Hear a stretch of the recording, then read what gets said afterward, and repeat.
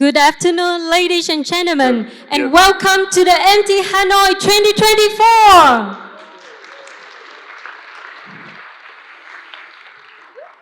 Thank you so much for being with us today. It's so great to see so many of you joining us to explore the new opportunities and ideas in the hospitality and retail industry.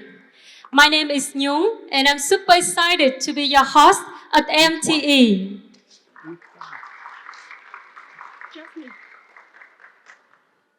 And now I would like to invite and introduce the creator of MTE Conference.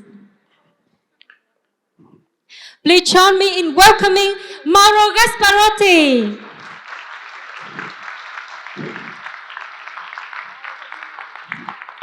Thank you, Nhung. Stay on stage. Stay on stage. Don't worry.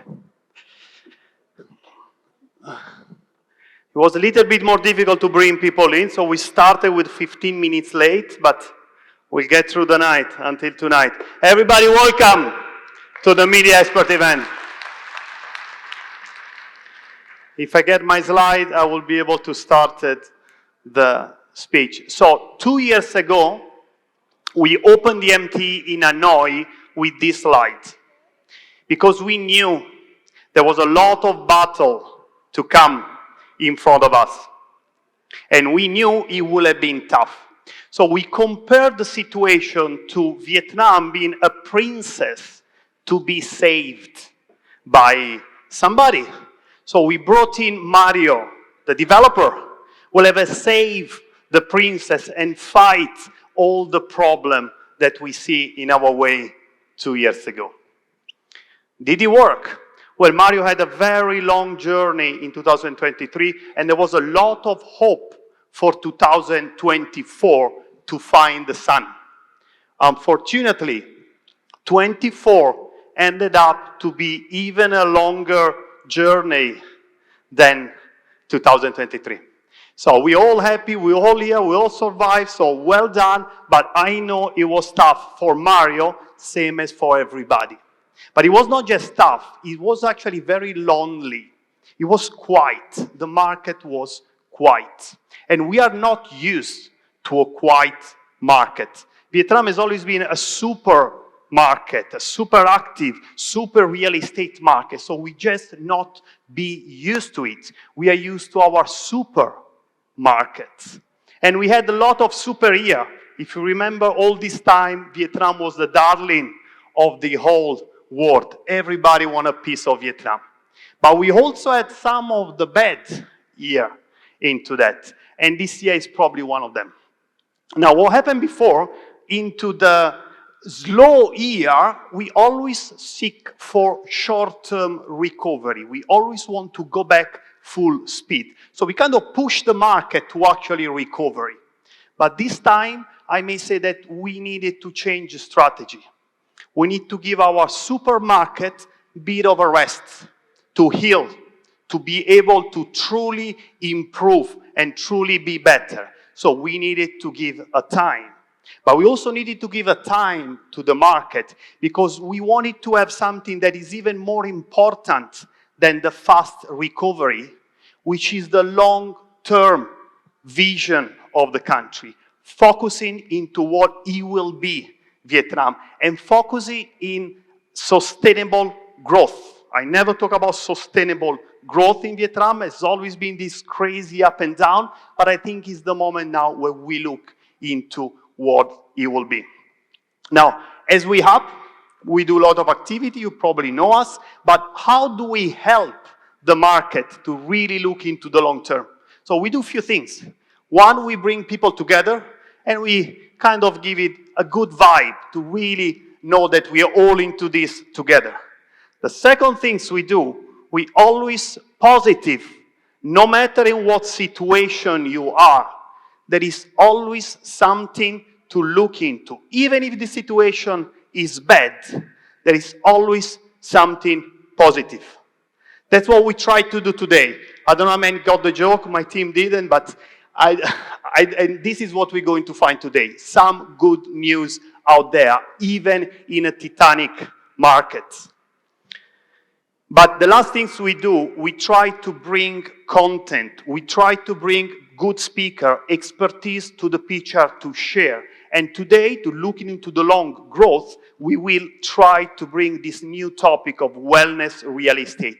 There will be a lot of discussion about that. So really be positive for the whole time. We'll cover a few hours of learning, and then we have our usually drink and networking. The agenda today, it's phenomenal. We have a 4 section. The first section, we focus a bit more into the market performance. So we look into performance as well as some of the trend, lifestyle hotel trends. The second part, still the first part, we'll have a fantastic panel with some of the best industry speakers on hospitality for Vietnam. Then we have a coffee break. I hope this time your coffee will be shorter and you get back to room faster. And later we'll move to the second section, where we have the wellness talk. We'll be talking about operation, we'll be talking about management, we'll be talking about design, and we also invite an expert from Thailand to actually share with us what Thailand is doing in terms of wellness practice. At the same time, we will open the masterclass. So right after the coffee break, there is a masterclass with a GM panel and few other very interesting discussion on our presentation. So please join that if you feel that's more appropriate for you, or stay in the main one. Then we'll move into the final part today, which is something that is very hot in terms of topic, is the branded residence topic, where we'll have a few different local and foreign expertise. The last part, if you survive, and we all need to, you'll get the panel with some of the best in class developer in Vietnam. This one will focus on branded residence, luxury, lot of residential, and we'll see what Matt will bring to us. Then everybody go home after this, Nhung? How does it work? No, I think people should stay until the night. We have a very long activity for you on. So some of our lucky guests today with the first class engine can access to the VIP lounge by Ministry of Men. So there will be whiskey and wine tasting at the evening time, but please make sure that you don't get drunk so quickly, because we're gonna have the hot canai for everyone from 6 p.m. and it will happen in the main foyer and also in exhibition area. So please stay with us until this time. And before we start the program today, on behalf of the organizer, I would like to take a moment to thank you, our amazing sponsor and partner. We honestly couldn't make this happen without their contribution. So firstly, our long-term partners, Seville Hotel team, Radisson Hotel Group, Vin HMS, and our new partner, Ansel, for their contribution. We also would like to share our gratitude to everyone, to all the brand that involved in today's event. And we look forward to continue our journey in 2025 across Asia with all of you. And of course, the biggest thank you to everyone here. It's so incredible to see our industry so united. So can we have a big round of applause for everyone here today?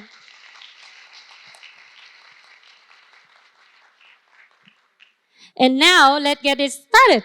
I would like to invite our first presenter, Busarai Thompson from Hostas. Please welcome.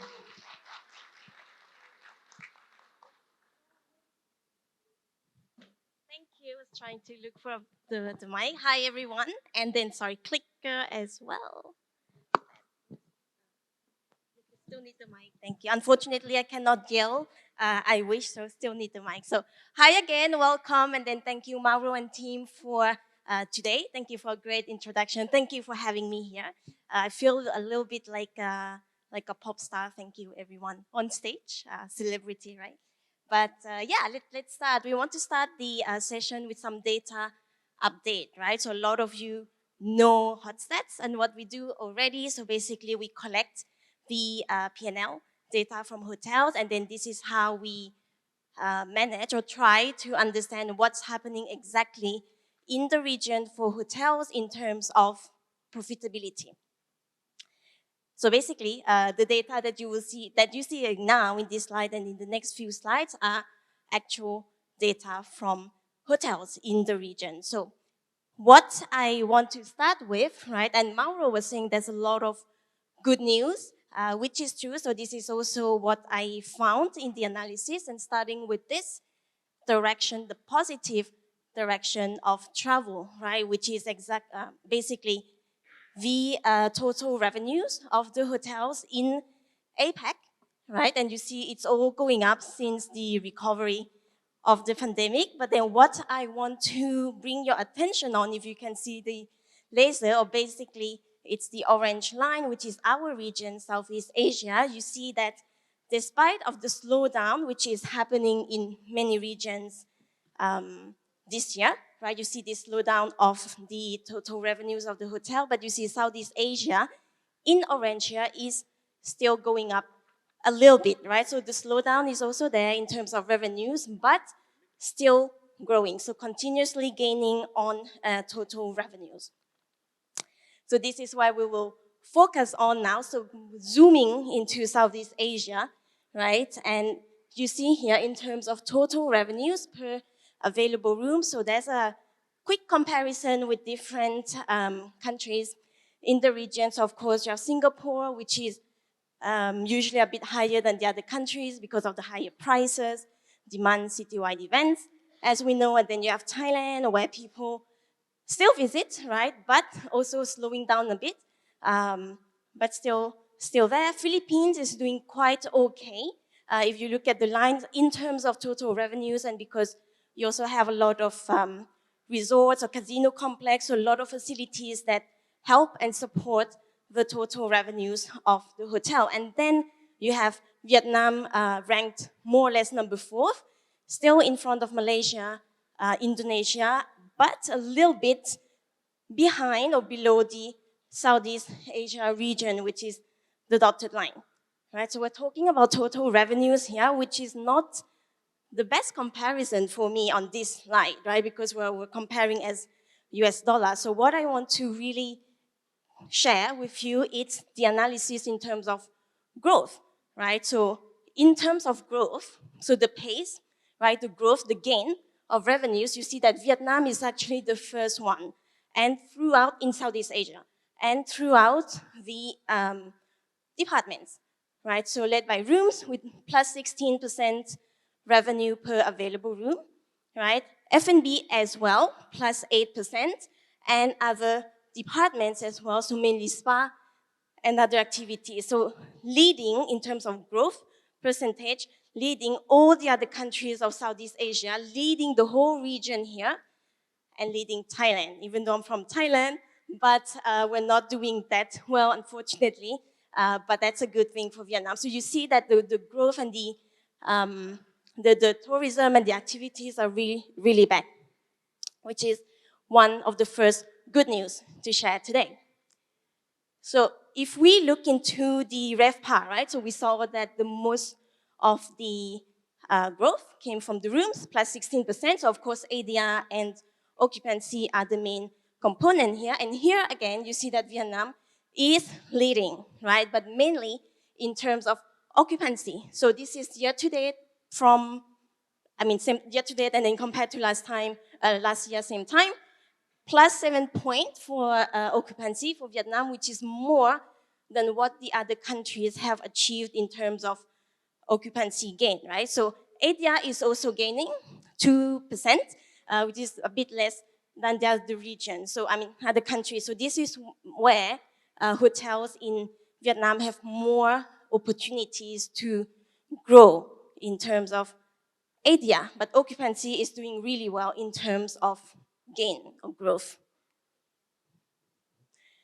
On the same topic, so we have occupancy and ADR year to date now in Vietnam, so different key cities of the country. You see that Ho Chi Minh and Hanoi are still leading, quite stable, and especially Ho Chi Minh we're going to see later on as well in terms of growth.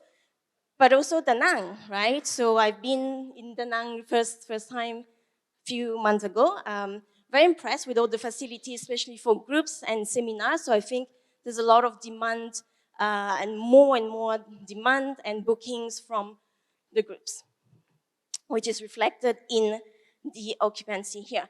And now, in terms of growth, again, right? So we have the same cities here, and now we're measuring or comparing growth, and you see it's Phu Quoc, which has most gain in terms of occupancy, right? So plus 16 points versus same time last year. And then you have, of course, Ho Chi Minh, Hanoi still growing both in occupancy, ADR, and Da Nang. This is a bit what we've been saying earlier. So occupancy is gaining and ADR a little bit down, and probably because the group rate, unfortunately, is a bit lower than FIT. One thing we have to understand, right, in terms of RevPAR and growth and opportunities when it comes to room is mainly the segmentation, right? So where the ADR and occupancy come from, you have different segmentation here. And for once, when I do a graph and you see a lot of up and down and a lot of wavy line, it's actually good news for segmentation, right? It means that when one segment is going down, you can try to, depending on the season, you can try to boost the performance through another segment. And you see, so this is all Vietnam. Packages and retail, which is your FIT, individual bookings, are performing the most, right? Especially packages from January onward, which is really picking up. So you see that potential and that growth, and both of them, so retail and packages alone, make more than 50% of the room's revenue year to date, right? So these two segments are really leading, and this is where the occupants, the opportunities are, and where you can really yield that as well. And then followed by other segments, so you have negotiated, corporate business, wholesale, which is from travel agent, FIT as well, and groups, right? And the blue line here is actually leisure groups, where you see more occupancy than corporate group. But actually, if you look at the percentage of room revenue, it's actually corporate groups that are taking so contributing more. So we're talking about 5% of the room revenue for corporate groups and 3% from leisure group, right? Which is fine, but of course, that reflects the importance of the ADR as well. So we talked about ADR growth, occupancy growth, revenue growth, especially coming from the rooms, which is great, and that supports the profitability that we've seen here, right? Which is, you see from 2022, this is more stable than before and really good. So we're never too far from the 80% line benchmark, which is really good. And especially compared to F&B, right, which is a bit less stable. So as we know, it's more sensitive, it's more easily impacted by cost as well in F&B. And even though we saw a growth, so if you remember one of the slide, we showed like 8% growth in terms of F&B revenues per available room, but that comes mainly from the outlets. So the restaurants, the bars, right? But not throughout all the areas of food and beverage. So for instance, catering is still below, right? So the fact that even though it's growing, but it's not fully optimized, but also combined with the cost, so that impacts the profitability, as we see on the next slide as well. Cost, right? So this is what we were talking about. So compared to the rest of the region, F&B is actually one of the higher cost increase compared to the rest of the region, together with other operators, and this is coming mainly from leisure, spa merchandise, which can be quite costly. A&G, that's mainly the admin and general, so a lot of admin labor stuff there as well. So we're talking about the increase of the cost, right? So compared to same time last year. And then utility as well. So all the electricity, the energy that needs to be managed throughout the region. So that's the main point of today, is to try to understand the margins and how it impacts our hotels, right? And we see that in Vietnam, the one which is more profitable so far is still the luxury segment. So not just in terms of margins, profit margins, GOP margins, but also in terms of hotel flow through, right? So which is quite potential there. And then if we have to reposition Vietnam into the region, and this time in the entire APAC, so not just Southeast Asia, you see that the ranking is not bad at all, right? So this is the growth. Again, we're analyzing the growth here, but this time in terms of profit, and so that's third rank. So right behind Hong Kong, Japan, before Thailand, once again, then China, India, and the other countries. So really, really good growth, good news, as we said. Talking about Superman, this is not Superman, that's me. But yeah, very, very good, good performance, and then keep it up, well done. And then for those who want to use the data for some activities, comparing with your market or do some feasibility, I have my scan here. So feel free to connect. I'm sorry, I took some time more, but I'm done. If you have any questions, you can come and find me later on. Thank you. Thank you. Thank you, our superwoman. So, ladies and gentlemen, we have an outstanding economist with us today. And please welcome Mr. Michael Kokalari from Vina Capital. Outstanding in what way? Okay, I'm going to talk a little bit about the hospitality business, because that's in Vietnam, and then a little general comments about the economy and the real estate market, which is, I understand, interesting for you. About the hospitality industry here, you probably know much better than me. You've had a huge year this year, up 40, 50% for foreign tourist arrivals, et cetera, et cetera. I'm going to give you some bad news and some good news. The bad news is that foreign tourist arrivals will be down next year. I'll tell you that right now. I don't think it's going to collapse, but it is going to be lower, and I'll explain why. The good news is that, you know, everyone that's working and spend time in Vietnam, we heard over and over, Vietnam's good, everything's good, growing, blah, blah, blah.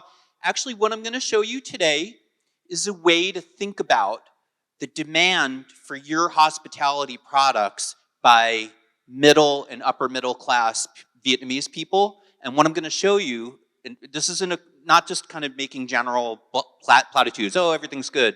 I'm going to show you how to think about it in a way that you can see the demand is actually much, much bigger than what you may have even realized.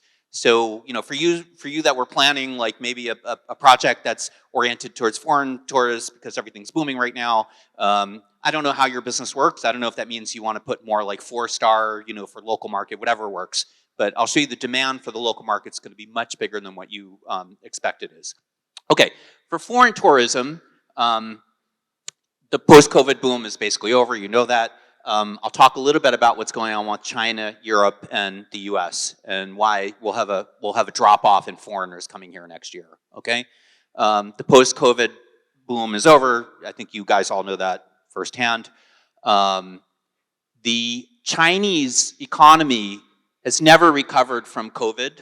Okay, what's happening in China is that the government, they pumped up the economy like crazy by pumping up the real estate market for years, since 2008. Who's in charge in China right now is basically a bunch of engineers, Xi Jinping and the people around him. Their thinking is they care more about the production side of the economy than consumers, okay?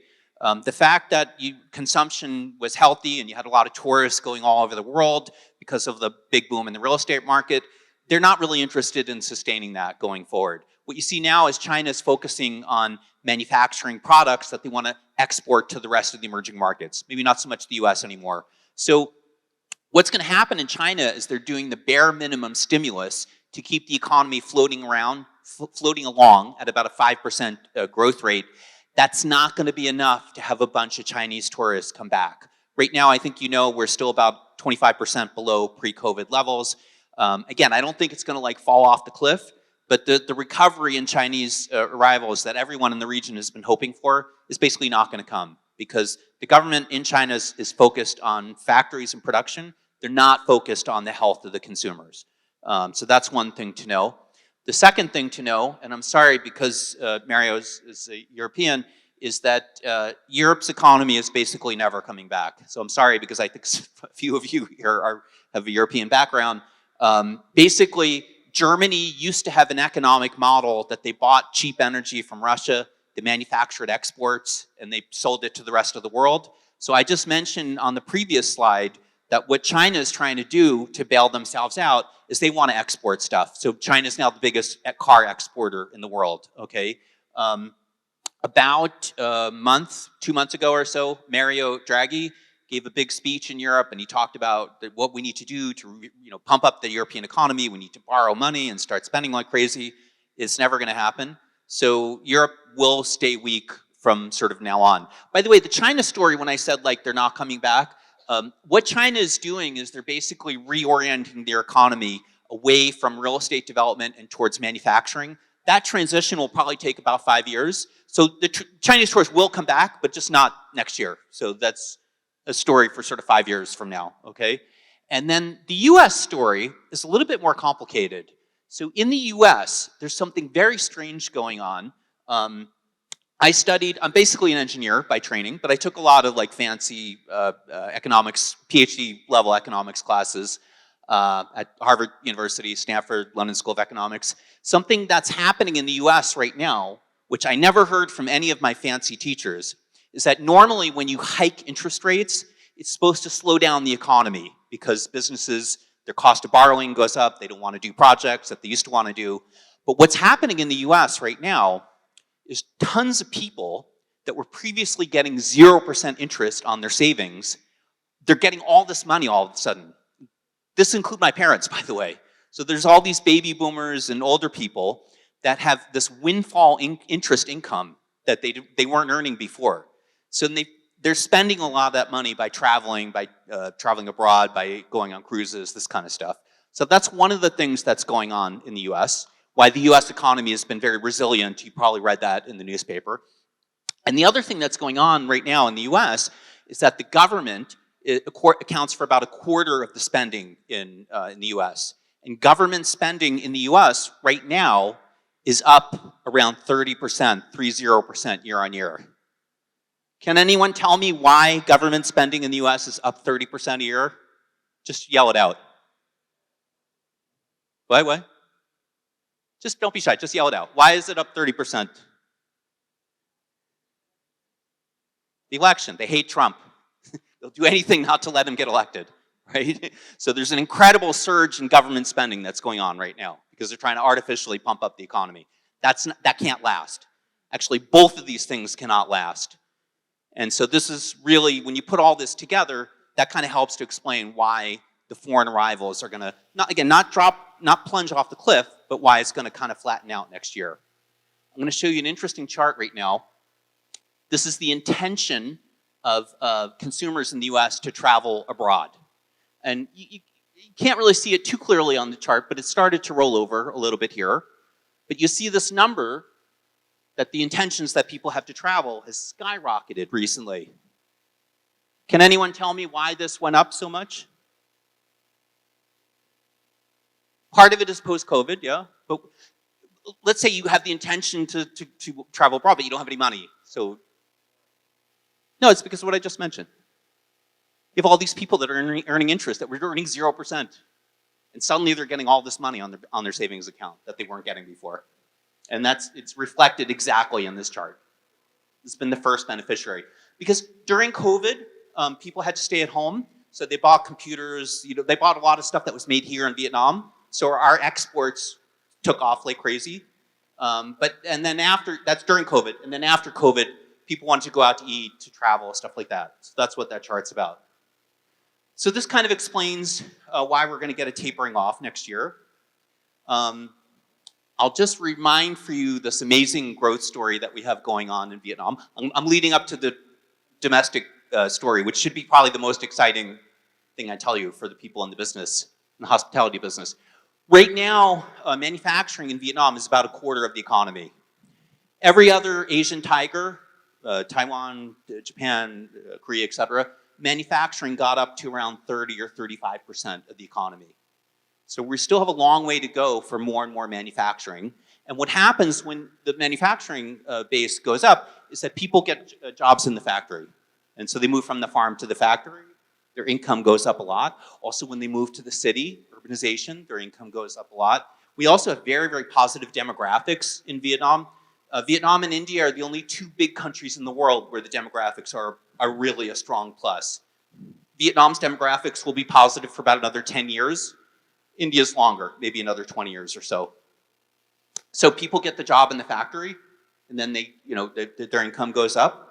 And then we have this other part of the story, which is that it's not, for this audience, it's not as important. But basically, why do we know that there's still going to be FDI coming to Vietnam? Because Vietnam has the bamboo diplomacy. We're kind of friends with China. We're friends with the US. So we'll keep having more and more factories come here.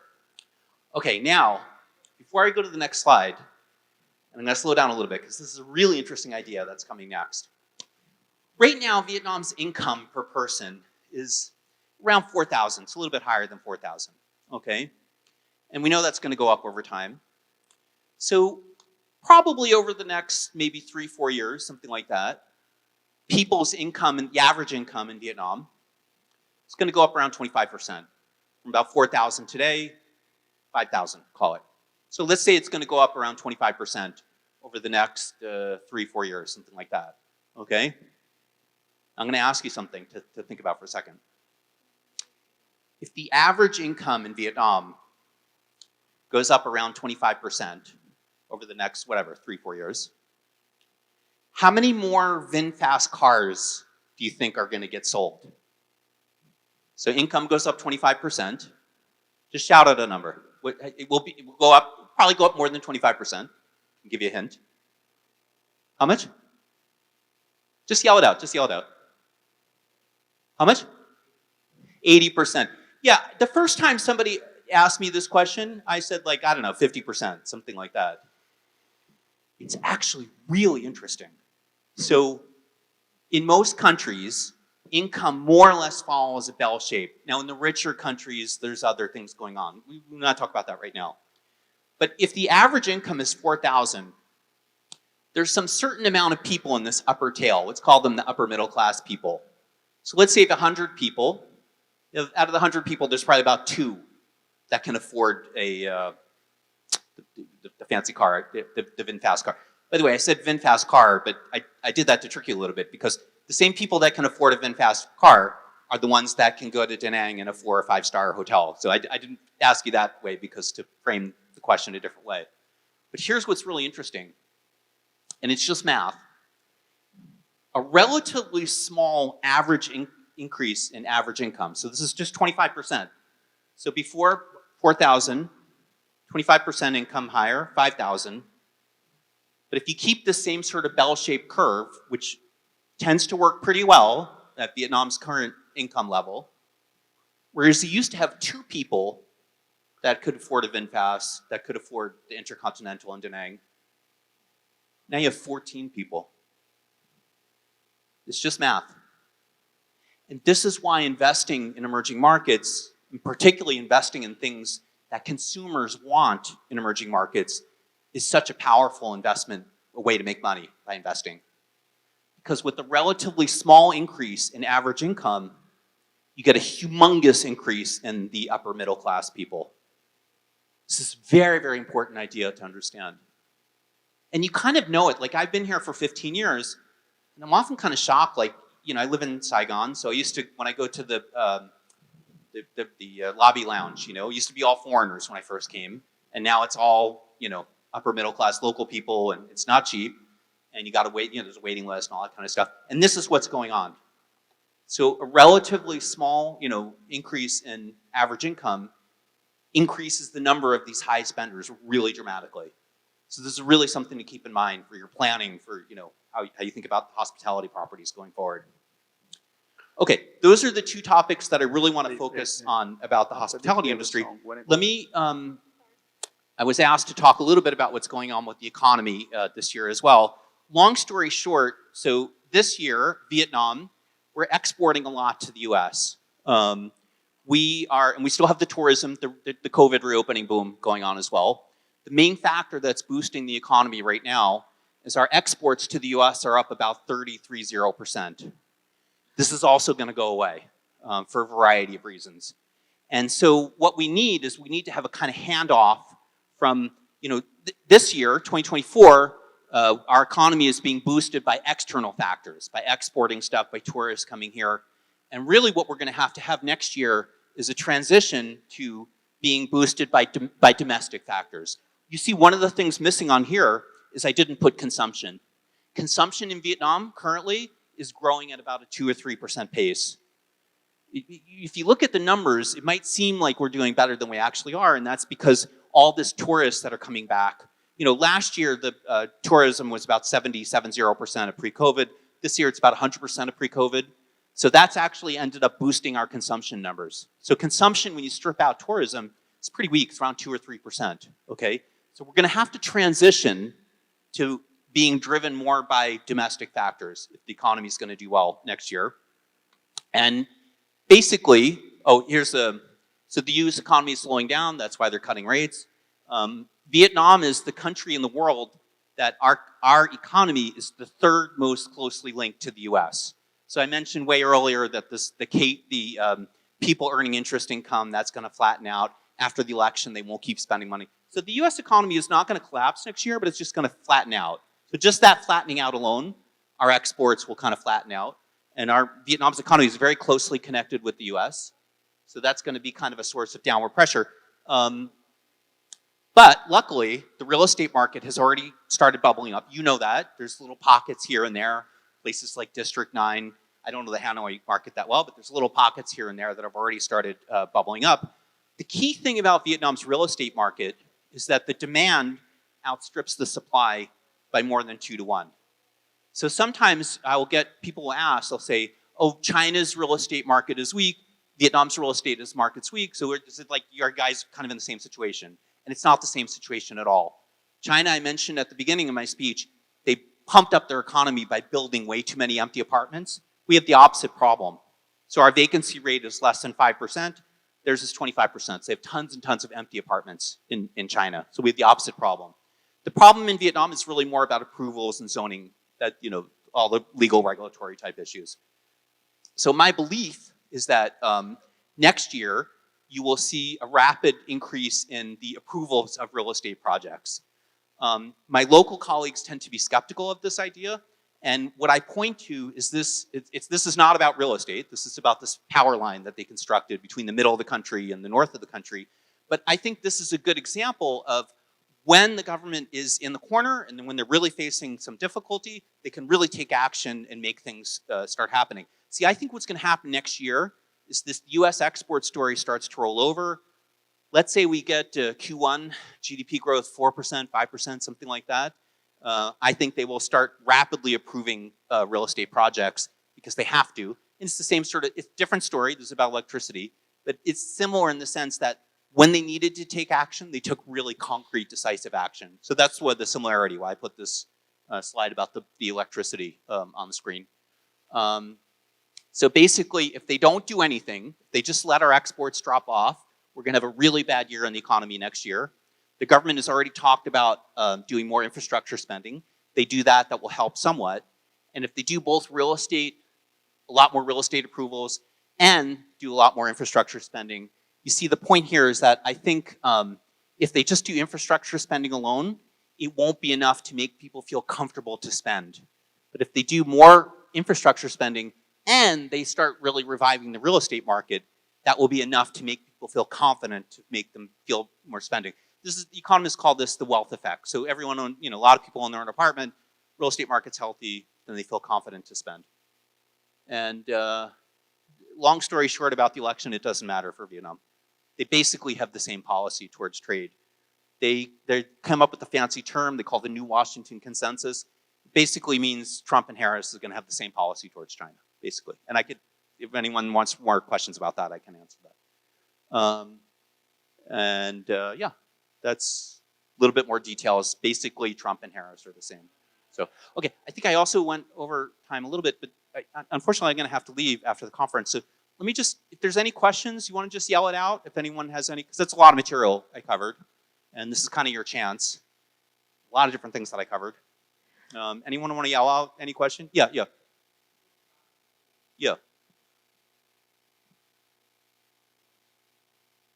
You talk about tourist arrivals? Growth. Just go back. Go back. Back again. That one. Yeah, right. So why wouldn't the baby boomers contribute to 2024 onwards into sort of consumption? I would have Right. thought the baby boomers would. Right. Okay, so that's a great question. I want to cover a lot of topics, so I kind of breeze over them quickly.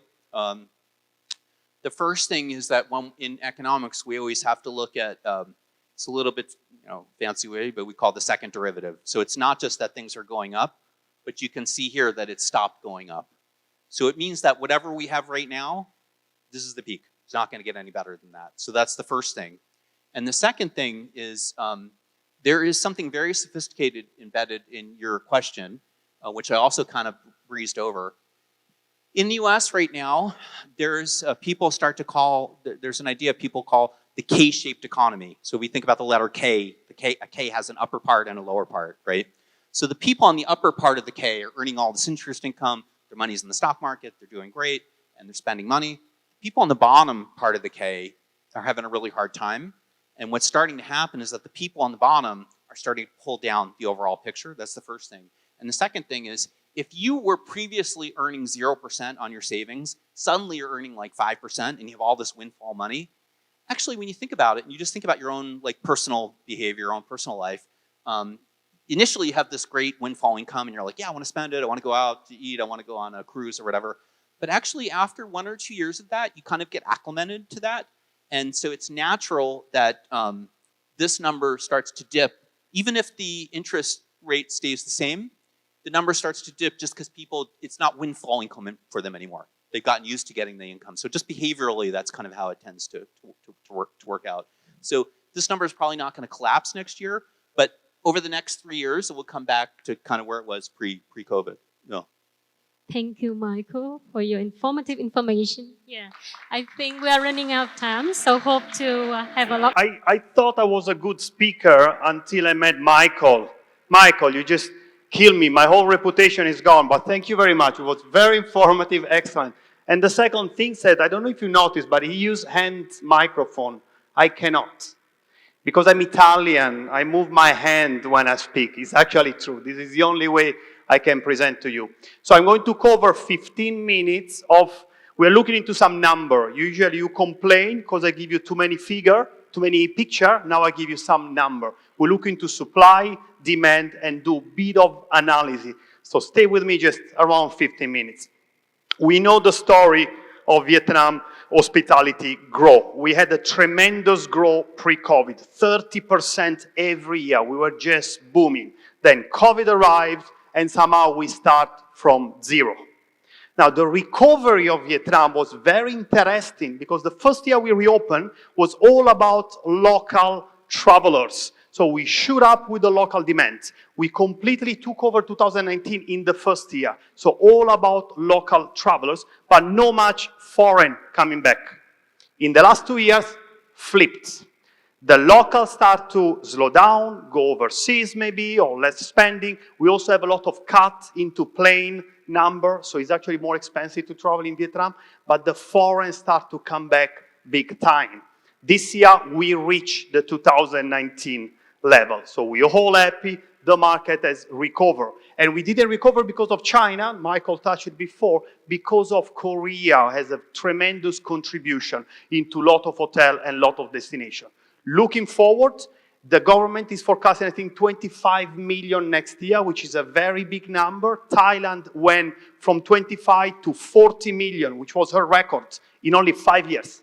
So if we really can get there, we shoot it up to the next level. Michael was a bit less optimistic into next year, but definitely is optimistic into the long run. So I'm happy with the demand of hospitality. Let's look into the supply. Same story. Very strong growth of hotel coming in the last few years. But something new is happening into the country. Two things. One, we start to have a large variety of product. Those are all opening this year. So we have a better variety of product. We go from limited service to wellness resort, ultra luxury. We have a much better market. But the other thing that is happening is that we start to have a very nice equilibrium of supply. So we don't have anymore the strong worry of this oversupply. So we kind of find a good balance. Now, looking into the future, we still have a very healthy pipeline of hotel coming. Vietnam is still one of the main countries in terms of pipeline. But again, we are going to have a large variety of opening. So we'll see much more 5-star, we'll see much more limited service. So very healthy pipeline. Lot of them will be branded. Operator will touch it later. Lot of them branded, lot of them still Condotel. But again, a great things because we still have a very good balance of the future. This is a market that people like. Investor, they've been looking for this balance into the future supply. Before, it was scary. The oversupply problem was everywhere. And why it was everywhere? Because of those guys.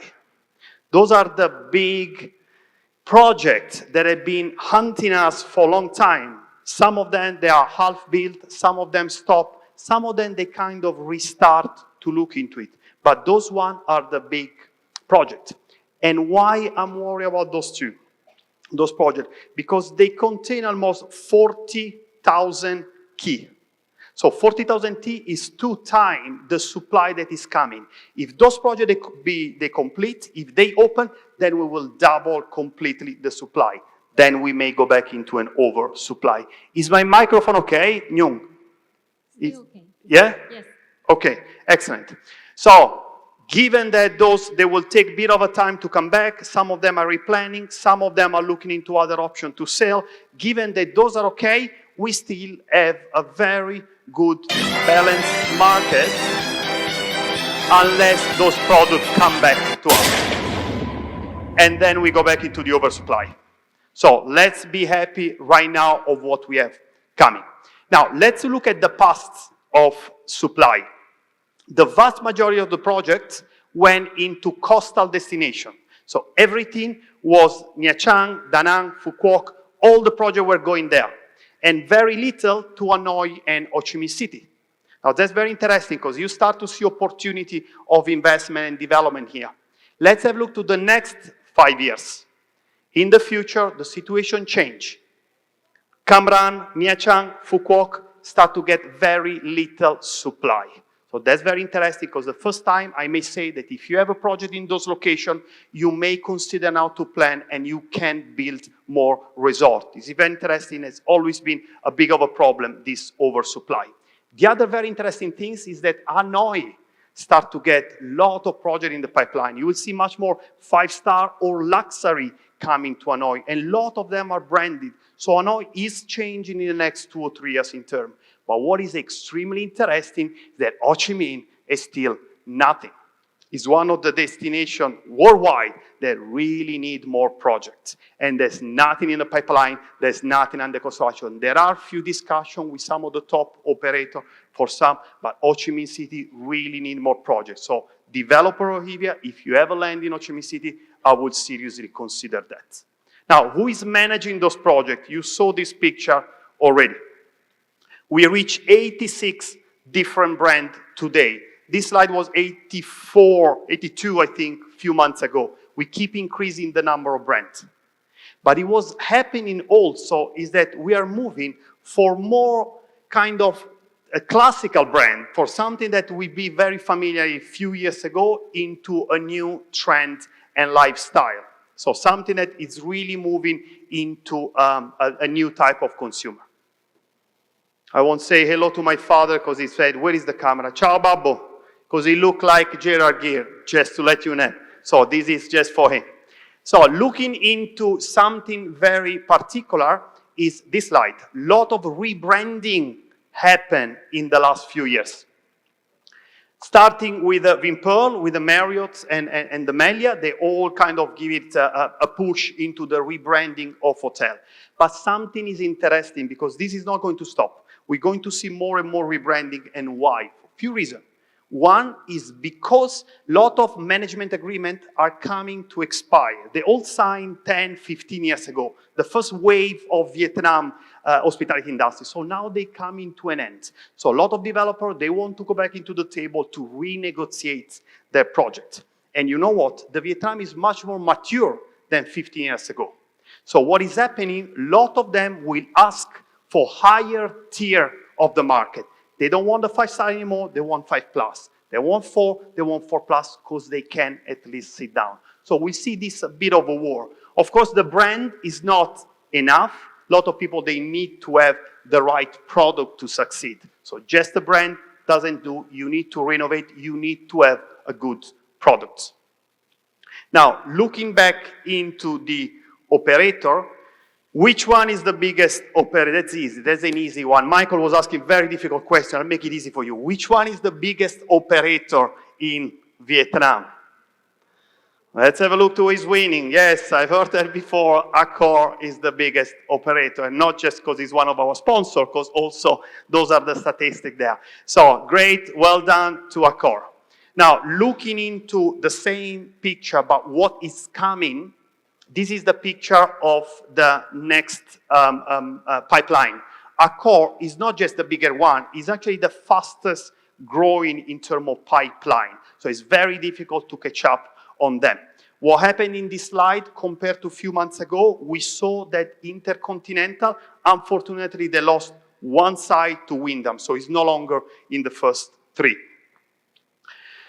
Zero to hero. What is this? This is the fastest growing operator here. So who is winning? Who is signing more deal and getting the brand out in Vietnam is Best Western.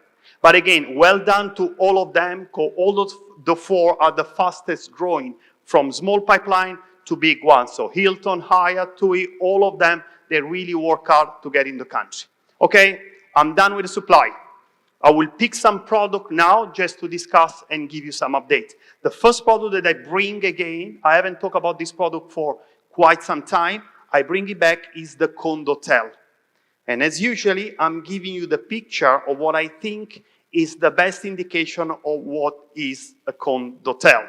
I use this a lot just to explain to my client what they're getting into when they do a Condotel. So, where is my slide? It's gone, it's back.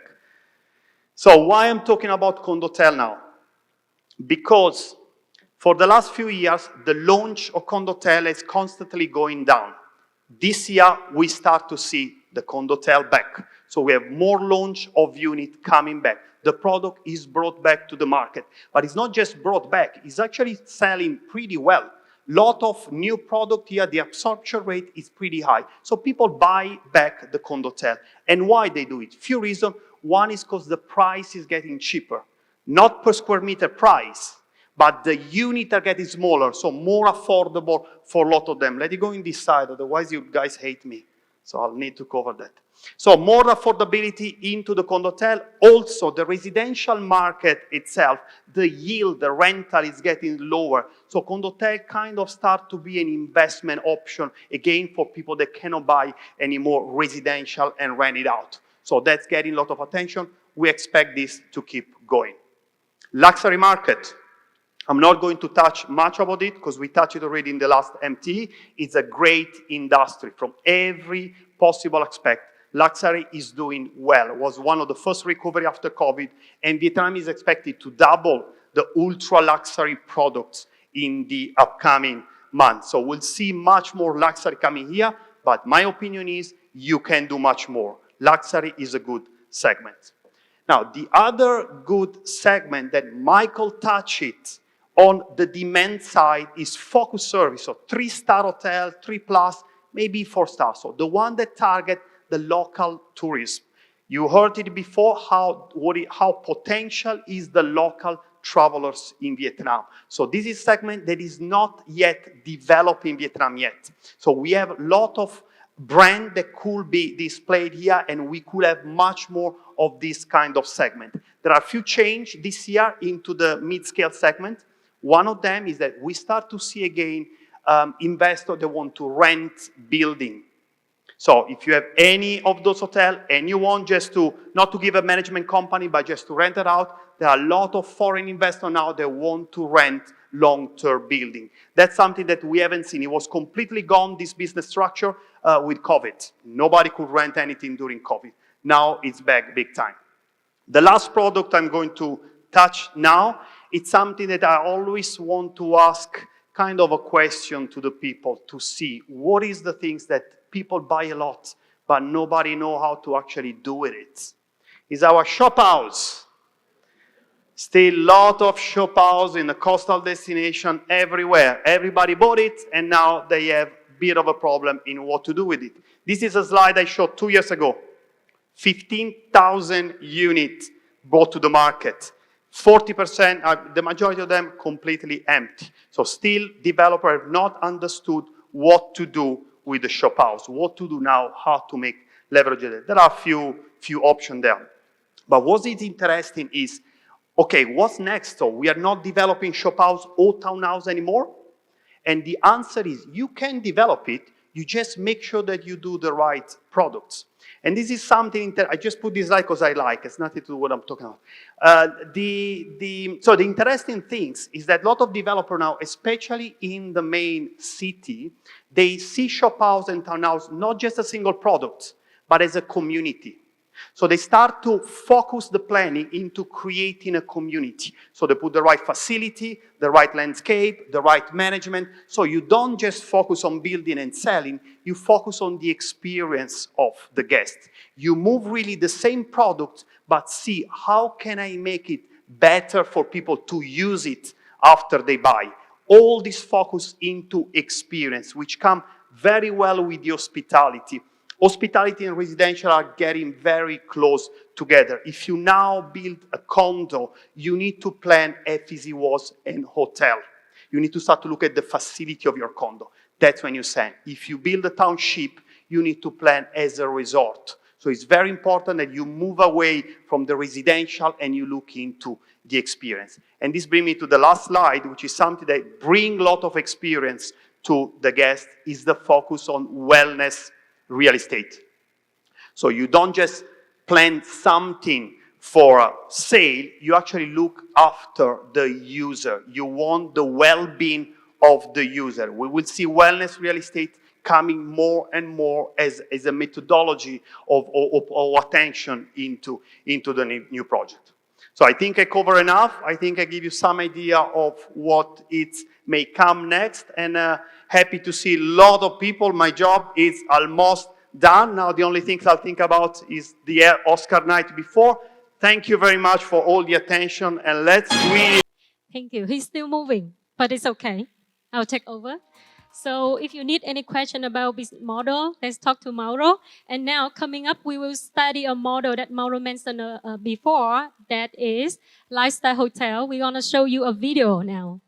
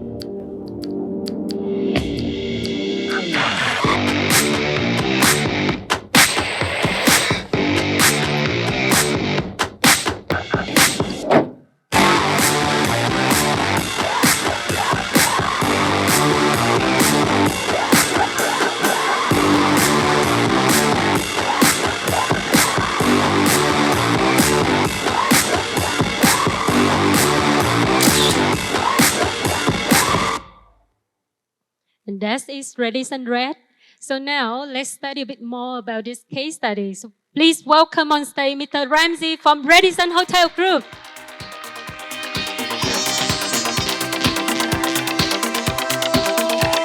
Ciao everyone. Good afternoon. I feel I have the easiest task now because the first sessions were very serious, a lot of good data, a lot of things to digest, and I have the easy part of just entertaining you for 950 slides, and then after we can go to the next session. Thank you for having me on stage. Just wanted to introduce the brand, Red. I think it's very relevant for Vietnam. Already the color fits amazingly well the country. The concept is proven worldwide, and we just entered Vietnam this year, and I will tell you more about it. It's a fun brand. I think today the travelers are looking to have fun, are looking to enjoy themselves, and be connected, be seen, and see. In the lifestyle segment, I think we've introduced something that is quite new. There's a lot of lifestyle brands. Everyone comes up with lifestyle. It's a used and abused word. But I think for us, especially here in Vietnam with the brand, we're doing exceptional things within the brand. It's fun, it's flexible. You can be in the lobby with a short, and you can be in the lobby with a suit, and you will still feel comfortable and at ease. And I think this is one of the key components of flexibility.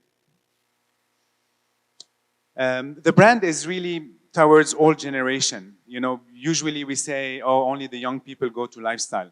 We don't agree with that. I think lifestyle is a mindset.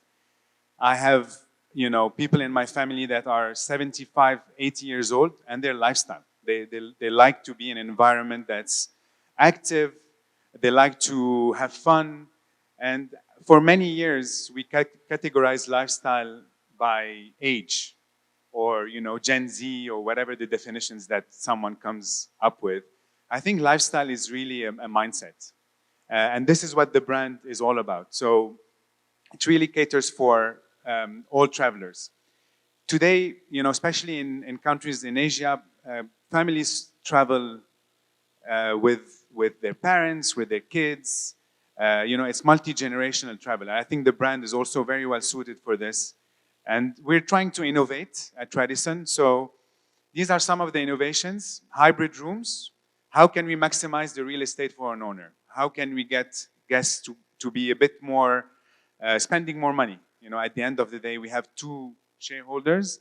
It's the guests and the owners. And we came up with some great ideas. I will show you more about the hybrid room. Hybrid meeting rooms. Before, we used to have those huge meeting rooms with 20, 30 seats. Today, business MICE came back, but in a different way. You have conferences, you have visio conferences.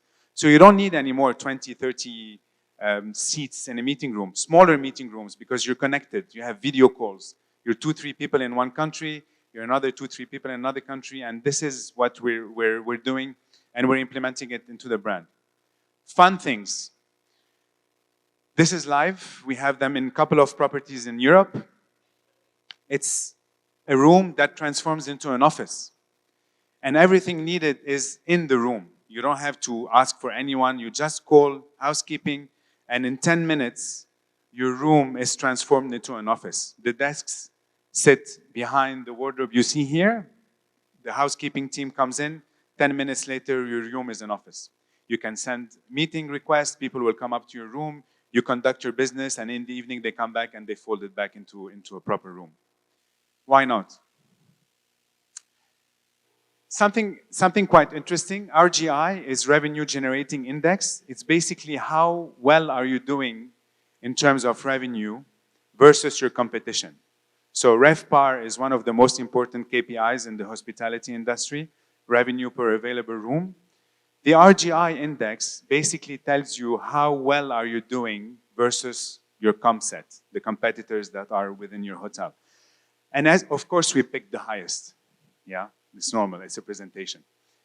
Sometimes we don't do as well, but these are examples, just to be transparent and very, honest.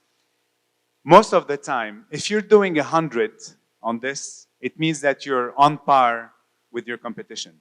Anything above 100 is already a good performance. And most of the Reds in most of the markets are exceeding the performance in their own markets. Mixed use, I think we talked about it. There's more and more trend to mixed use projects, residential, condotels. We don't like them too much.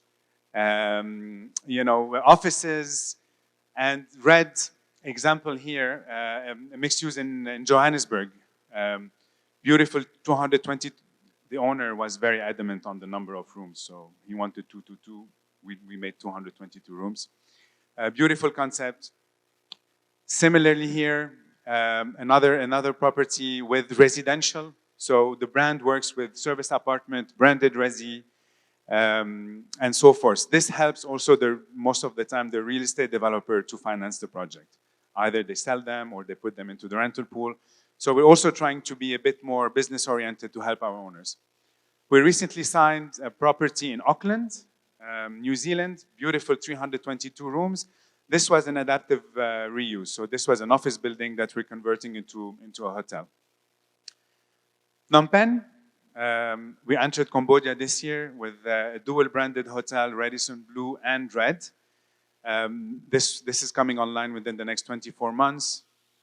And of course, we just opened the first Red in Vietnam, in Da Nang. Our owner is here. Thank you for your trust. I will not say names because if you ask him for a price, he's gonna double it. We're just open, so we need to stabilize. But thank you for your trust. Beautiful property. Please, I invite you all to go and visit. If you need discounts, Carolina Fagnani is in charge. She will take care of it. And I think we also have some free rooms if you put your card outside doing the 360 video. Beautiful property. We're opening more. We should have one that will be coming in Ho Chi Minh. We're looking at something in Hanoi. And I think the brand is very relevant to the country. Again, we talked about generation that are very tech savvy, young generation. The Vietnamese population is very dynamic, and I think the brand fits very well the country. Voila. Thank you so much. Enjoy the rest of the conference. Thank you, Ramsey. So I think that our MTE attendants will have some percentage for, okay, so she's here. Coming up next is a panel discussion, and our team will prepare a chair and table for our panelists. Yep. Thank you.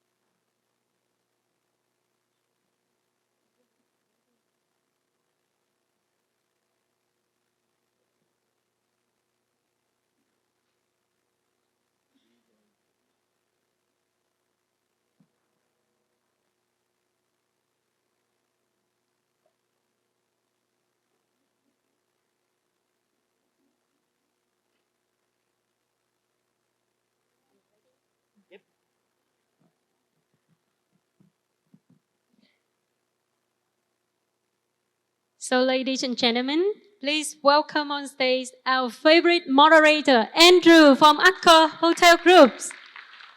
Thank you. Good afternoon, everyone. Could I ask the panelists to come on up on stage, please? We'll get started. Obviously, this won't be exciting as Radisson Red.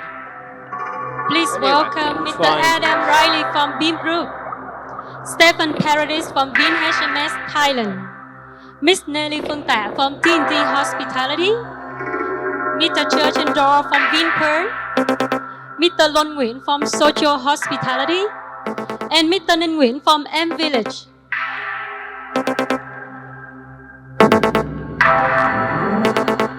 Think it's time to put an end to it. Try to clean. Wonderful. Thank you very much. Now, I will be walking around, so if anyone has any questions, put your hand up. Don't wait to the end. We want to make this a fun and interactive panel. So if I could hand it over to my panelists to quickly introduce themselves so we can get this started. Adam, would you be nice enough to start, please?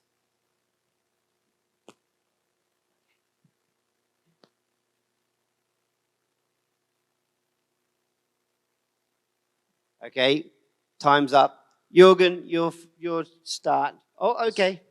Yes, yes. up Okay, and running. go for it, Um, Adam. Adam, I work for BIM Group, BIM. Been in country for 5.5 years. Prior to that was in China, Shanghai, for 8 years. I'm a New Zealander, so pretty happy after last weekend winning the America's Cup, winning against India in the cricket. And our T20 ladies cricket team won as well, so pretty happy about that. BIM Group, just quickly, we cut across luxury, ultra luxury. We own the Regent, the Intercontinental in Phu Quoc, building the Park Hyatt, doing an Intercontinental in Halong Bay, and a few other hotels as well. So, and it's a local company, family business, been in operation for 30 years. Jürgen? Good afternoon, everybody. My name is Jürgen Dohr. I'm the CEO for Windpearl Holding. Windpearl, as you all know, we are owner and operator. And as well, we have some managed hotels. Right now, we have about 34 hotels throughout the country. 9 are managed by Marriott. Soon, they're going to be 12 and 13 by end of next year. Then we have 13 Melia hotels, and the rest is managed by ourselves under the Windpearl brand. At the same time, we have obviously a lot of amusement parks throughout the country. By the end of December, we open a new one in Ho Chi Minh City in District 9. Golf courses, we are on 4 right now. The 5th one is opening at the beginning of 2025. And at the end of 2025, we have another one opening. So we have quite a substantial pipeline over the next couple of years. Nelly. Okay, good afternoon, everyone. My name is Phương. You can call me Nelly. It's easy. I'm currently the COO of TNT Hospitality. It's an affiliate of TNT Group, which is multi-sector field. Basically, we have the real estate field, which we are cover the hotel and resources. Also, we have the retails, housing, apartment, and we have the golf club, just newly opened last week.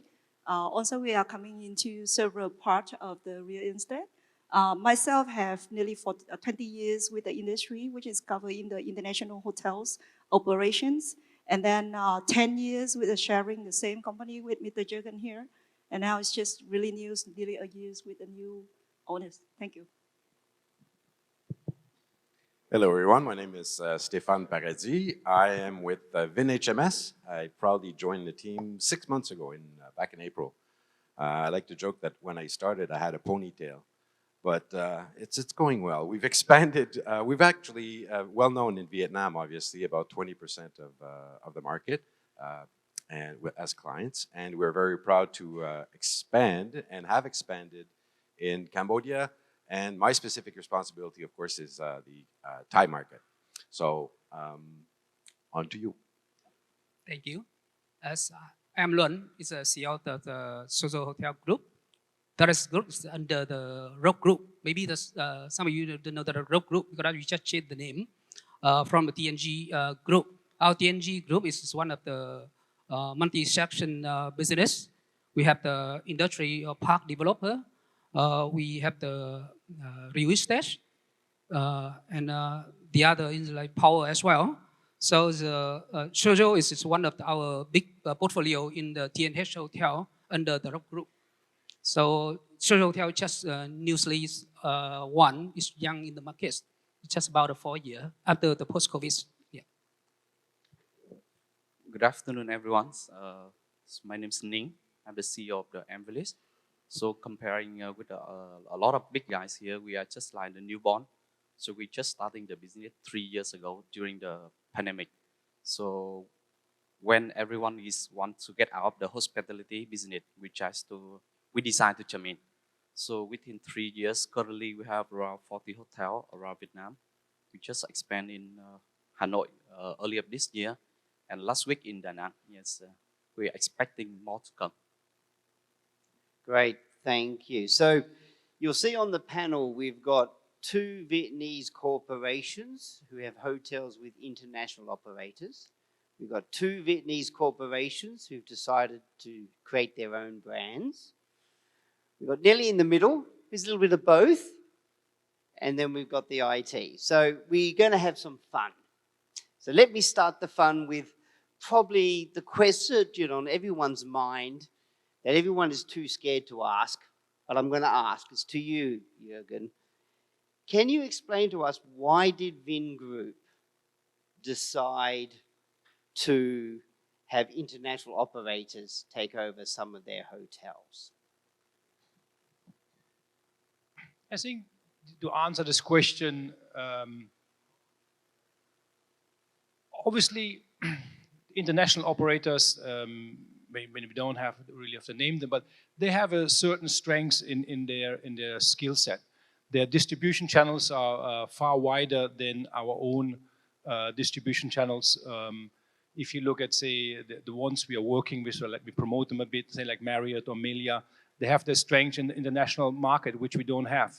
So if you want to open up your hotels to international travelers, they have a very strong advantage over yourself.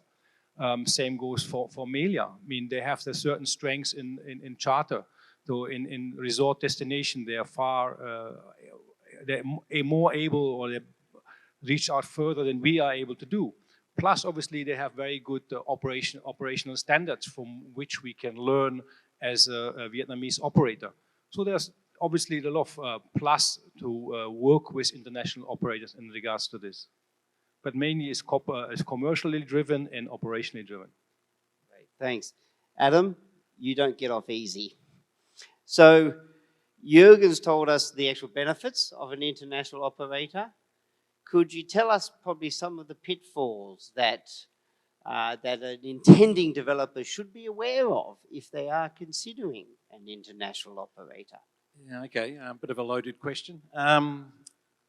If you're an owner and you wanted to go in with I should qualify this a little bit. I used to work for IHG for many years up in China, so corporate role and a GM. So I come through that sort of cycle before joining BIM. If you're an owner and you want to deal with an international operator, think very carefully about it. Make sure, and when you go in, make sure you can build some trust with them and have some honest conversations and be prepared for a little bit of conflict as well. And there's nothing wrong with conflict as long as you're going in with the same intentions. If your intentions is to pull out and just get as much from an international company and not do what the brand standards is talking about, you're probably going to have some pretty serious conflict. So be careful on that. And that could mean that you want to do a franchise rather than an HMA, hotel management agreement. Also, if you're an owner and you're getting an operator developer to come in to see you, he's trying to sell you something, yeah? Have a look at his pro forma very carefully and ask him to put some skin in the game as well. They'll always put a pro forma in front of you that looks quite positive. And then obviously later on, because your journey from signing an LOI to an HMA all the way through construction, if it's a new build, to when you open, have a look at the pro forma that was given to you 3 or 4 or 5 years ago to see how real it is. That's some things to sort of look at. Don't always trust the international operators giving you the best general managers as well. I've interviewed multiple general managers in the last 5.5 years, and I can tell you not all of them are fit for purpose for Vietnam. There's some people that will struggle, and you'll see a lot of CVs that'll come in from the Middle East and Europe and Pacific and so forth. And you've got to ask the questions if these people, guys and girls, are skilled to actually operate in Vietnam, because it's a unique environment that we work in here. And if you find the general manager that you think is a good fit through the international operator, if he or she can't tell you about how they're going to develop the talent under them, don't employ them. Or if you have employed them, get rid of them pretty quickly. It's all about developing local talent into the next line of leadership in Vietnam, because there's some smart people here. If the operator hasn't got the skill to do it, don't go with them, or think very carefully. There's probably a couple of things. Some very good advice. I'm not sure if I was I wanted to ask you now, Adam. But If anyway, I very may- good if- advice. If, Yes, I may Jürgen. chip in, I think the good point what Adam brought up, but as well before in the previous presentations, where it was clearly shown the market development in Vietnam, that actually we are very heavily reliant on Vietnamese market. So like for our hotels, say we have 55, 60%, so I say 55% Vietnamese market on our key destinations in Nha Trang, Phu Quoc, Nam Hoi An, and Halong. So then the question comes up, what can international management company bring to the table? Because if the key market is Vietnam, we are far stronger than any international company in this market. So that's the thought has to be, who is your key feeder market for destination? If we, for example, talking about a corporate hotel into Ho Chi Minh City, into Hanoi, definitely. I think it's almost like a no-brainer. International company with strong corporate base, that's the way to go. If you're looking at secondary cities or you're looking at resort destinations, I think it has to be very carefully thought out. What product do you have? What is your target market? And then you make the right choice. Thank you. Nelly. So, obviously TNT Group, I know you're looking to develop hotels. You're speaking to all the operators. In fact, Nelly was instrumental in doing the deals with the international operators at Vingroup in her past life. So, Nelly, impart your wisdom to us. How do you select the right operator for a hotel? It's a really good question. And in fact, that Andrew will know about the TNT's group properties even better than me,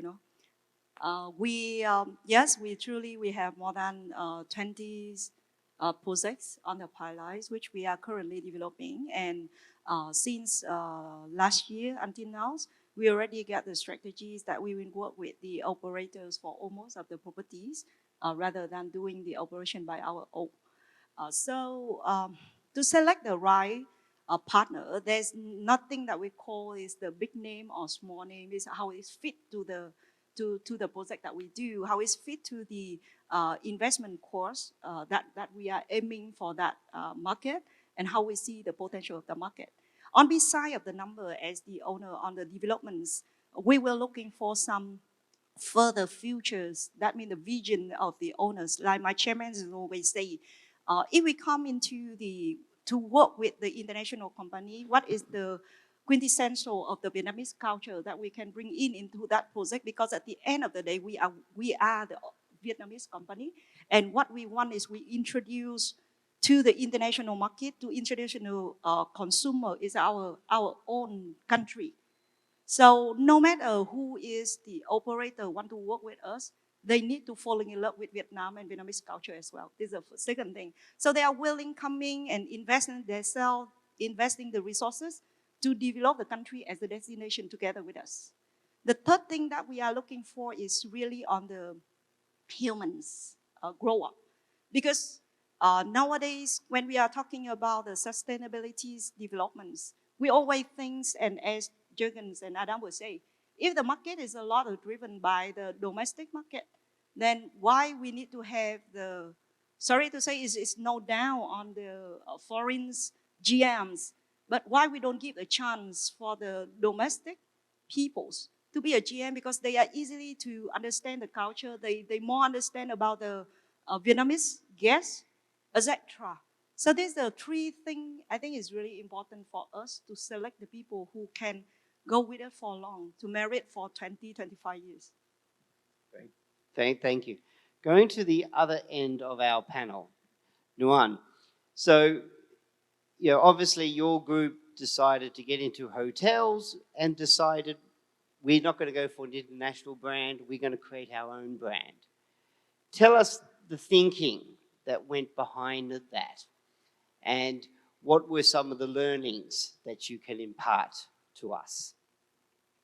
Thank you for your question. Because as I always say that all our speaker here just mentioned about how advantage when you select the international operator.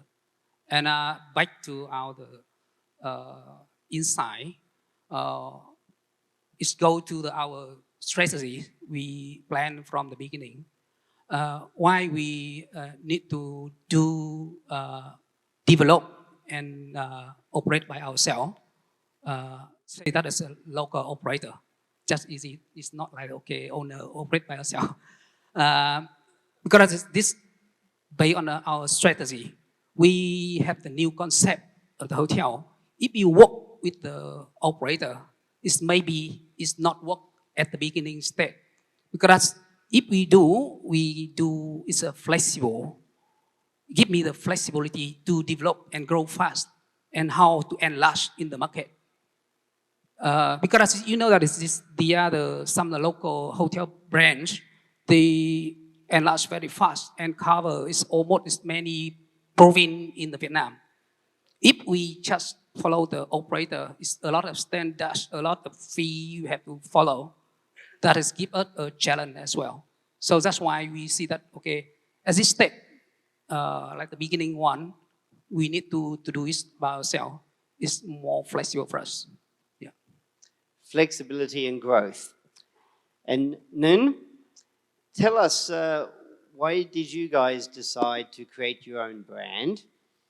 And also give us an example of what you would have changed from what you have done. We see that Singapore, they have Capella. Chinese, Adam, you have familiar, they have Atour, very big. Thailand, they have many. So how can we say that we can improving Vietnam become the tourist destination if we don't have our own local brand operator? So, yes, agree with anh Luân that doing ourselves is more flexibility. I think that in Vietnam, because we are latecomer, so a lot of things we can learn from the developed market. A lot of things we can do much better. For example, one of the things that when we do the business, we realize that actually we're starting with the young generation. Our customer first is the young traveler. So we see that in the future world, the young traveler, there was a blur between the traveling, staying, entertaining, and working. So in our concept, we try to deliver at the same time, or is a place for that kind of the behavior. So a lot of our customers, they can stay in the hotel for months because we provided the community space, we provided the shared kitchen, and that is really the thing that have to boosting the memory together, helping deliver the happiness for the customer. And I think that for us, because we choose to, because we want to testing, first of all, we want to testing our whole idea, and we are the generation, I'm maybe lucky to be the youngest. We are the generation that we got educated in the Western world. We have a chance to go abroad to see the world, and when we come back, we see a lot of things that Vietnamese people can do. So let's do it. Just love it. Let's do it.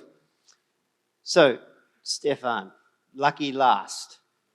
AI. It's on everyone's lips, everyone's thoughts. I want to know specifically, what is Vin HMS doing in relation to AI? What could we look forward that could be coming out of your research team? Sure. Well, there's a few things. Obviously, AI has been around in our personal lives, business, for a while. Hospitality industry AI already has a significant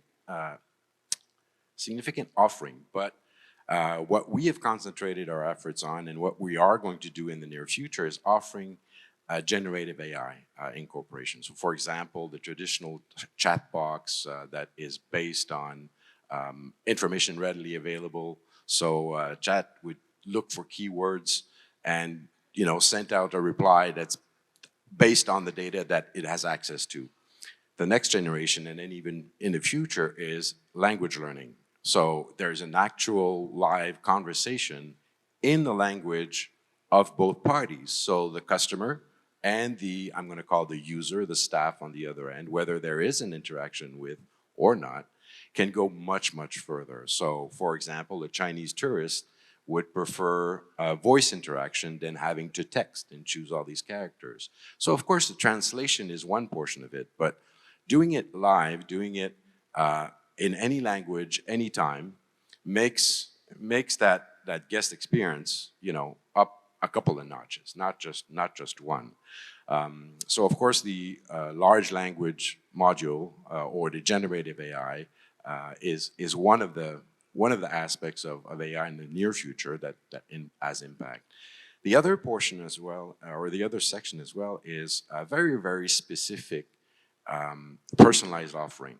So with the tremendous ability of AI being able to gather information in a fraction of the time that a human being would need, there's two aspects of this. Personalized offering to a specific guest through a mobile app, for example. Stefan, welcome to the hotel. I know you like Japanese food, so you've got a personal invitation from the GM to go on our 4th floor and enjoy a new Japanese restaurant. Now that's the offering. For me, I'm like, wow.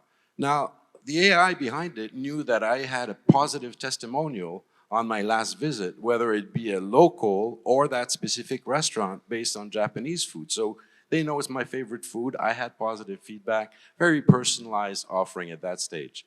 Of course, the other aspect of personalized offering is helping marketing departments getting a lot more data analysis and very targeted information that helps general marketing campaigns be a lot more specific, whether it be to groups or to individual travelers. I'll stop it there because I don't want your mic to go up to your mouth and cut me off. Well, I was going to ask you, you gave a great example, right? When will we actually see it? You mean, for example, talking into your phone and ordering the food, like you said, because they knew Sure, what well, sort some of of food it, you wanted. some of it is available right now through a mobile app, for example. You can have a chat, a live chat, as opposed to just looking for keywords. Now, well, where will you see the next stage of generative AI is very soon. I would say, you know, within a couple of months. We're working on actually developing and delivering one of those specific modules for any language, anytime, live translation for both parties to be super comfortable in addressing a customer need or request.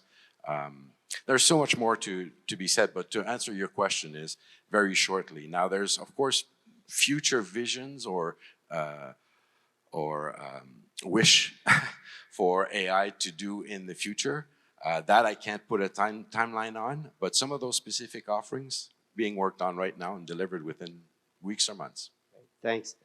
Adam, where are you seeing AI having an impact in your hotels? Obviously, yeah, can you give us an example of the large international operators, where are they putting their focus on AI? I'll sort of pivot the question a little bit, if that's okay. But first up, it's not a huge conversation with our international operators at the moment. So it's probably more for us to engage them to tell us where it's going to hit. And it comes through channels, as Jürgen was saying before, distribution. And we'll probably see it through BI a little bit, some of the data that they'll feed back to us as well. That's where we will. But it's not a massive conversation in our dialogue between the two, but we know it's coming and we know they're onto it. There is an area that we're doing a couple of refurbishments at the moment, and I want to bring AI mid-journey as part of the ID architect journey. And that's somewhere where we're touching it and want to touch it at the moment. And I don't know if there's any designers or architects in the room that are using that. So that's a live area where we want to use it in BIM. And hopefully it will sort of come alive. We're just thinking about it. I've got one of my colleagues in the room, Mr. Ha, and he's a revenue expert. And we've sort of built out a lot of BI tools or data analysis tools inside BIM at the moment. And you tend to think we'll probably take a leap and start thinking about AI to look at business intelligence into the future. It'd be another area that we may touch. And I'm talking the future is next year. Jürgen, obviously you had existing hotels that were converted to international brands. Could you, help other people who are looking at converting to an international brand? What would be some of the key issues you would advise them to look at? Obviously, the most important issue we should always look at is the commercial aspect. And this goes back again, if you have a certain hotel at a certain destination, who is your current key feeder market? And what is the potential of an international group increasing this key feed, or bringing different key feed, markets? Because if you have an existing hotel under local brand and is doing well, so what can the international operator bring commercially to the table if you convert? Because the reality is, end of the day, we're here to generate revenue and profits for the owners. So if they are not able to open up new markets, just be mindful if you choose a certain operator. The second is obviously operators, international operators think very differently than owners. My background, I always worked for owners the last 25 years, owners and operators. So the thought process is very different than when you talk to international management groups, because for them, it's, they look at revenue and they look at the percentage of the revenue and on the profit, but we look slightly, as the owner looks, things slightly different. So this, when you choose the people, and then obviously what Adam said as well, the key is the GMs, that you have the right GM for the right property, and there's a commitment as well from the GM to understand what the owner actually wants. And this is very, very important, because you can see in certain destinations where we have 2 hotels, and the GMs in each hotel make a huge difference in the performance of each hotel. So selection of GMs is very important. Nelly, and this is for each of our panelists, okay? So I'll start with you, Nelly. What's the single biggest change you would make in a hotel that would have the largest impact? For the last hotel which I was for? Yep, up to you. You can give, yep, up to you. So the single biggest change you would make in a hotel that would give the largest impact, what would you see that would be? I think it's from the beginning, if I was the chance to review it one more time, is when we are doing the designing of the hotels. Since 10 years ago, when we first started joining into the development part of the hotels, we are more caring about how is the mock-up room is to be, how is the restaurant is need to go, what is the concept of restaurant. But at the end of the day, what is painful every day is not about that part. It's painful is all about the back of house. And the most of the money that we are lost in terms of the cost operation, the painful experience of the staff who need to working in that back of house day to day, is just like the cancer. So we face days today with that. As a lot of the hotel, when I came into the hotels, after the hotel opening, after the hotels is running around 5-7 years, we feel pain. We feel our mistake is there. And it's really lesson learned for the young generation. And if I can do it again, the first thing that I will look at it during the time when I do with the design team is really on the back of house. Because it's where I think after the COVID, all of the owners and operators will know this is where we can optimize a lot in terms of the cost. Very, very smart advice. And music to an operator's ears. Okay? We find many times an actual developer is so focused on the front of house, the back of house is a secondary thought. And really, it has a big impact. Stefan, in terms of the IT and your expertise, what's the single biggest change you would make that would have an impact? Well, preaching for technology, but one thing I would strongly recommend is that hotels stop looking at technology as a cost center. Yes, it's a must-have. Many people see it like you know, the last on the list after you have a huge development project, which are, okay, whatever dollars are left, let's take a percentage of that, we'll throw it on IT. Well, actually, if you look at IT as more of a generational, revenue generating department, if you want, then you have a very different perspective on things, and you put it at a different objective as well. So many of the tools of the IT are complementary to a revenue generating department like marketing. Can you do marketing without technology? Can you do marketing without the power of AI today? Can you do marketing without the proper means to communicate those offerings, whether they be personalized or group or available booking or price analysis without technology? No, you can't. So depending on the hotels as well, you know, whether you're a small hotel, want to have full automation, automated check-in, automated check-out, very few human beings. Most of the guests check in late at night in an industrial sector and check in first thing in the morning because they're there only one day for a meeting. The technology required in that small hotel, you know, with late check-ins, early check-outs, and never use any outlets. There are no outlets. Well, obviously the technology there is much different than a vacation 5-star luxury offering experience to their guest, where the combination of, yes, you can pre-check-in, but we assure you're gonna have that live, human, warm welcome, taking care of your kids and stroller and luggages to your room.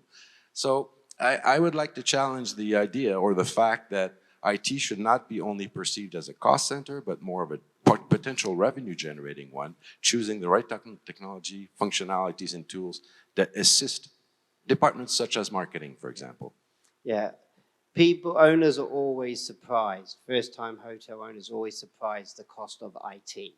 I'll give you an example. Adam, building a new hotel, typically what's your budget for IT? Goodness. Putting you on the spot here. No, you really have put me on the spot. I needed to have a look at one of our BOQs. Honestly, off the top of my head, and you're talking hundreds of thousands, yeah. But you know, a luxury property compared to a mid-range. So I wouldn't want to give you a figure because I don't know the actual figure off the top of my head. But as you go through more of the guest experience journeys and you're putting more facilities on to deliver a higher guest experience, then the actual purchase cost and then the annual fees are astronomical. So I had Regent do a report about a year ago to say, take me through again what you purchased from an IT perspective that supports your guest experience. And then we went through it, and I couldn't believe it.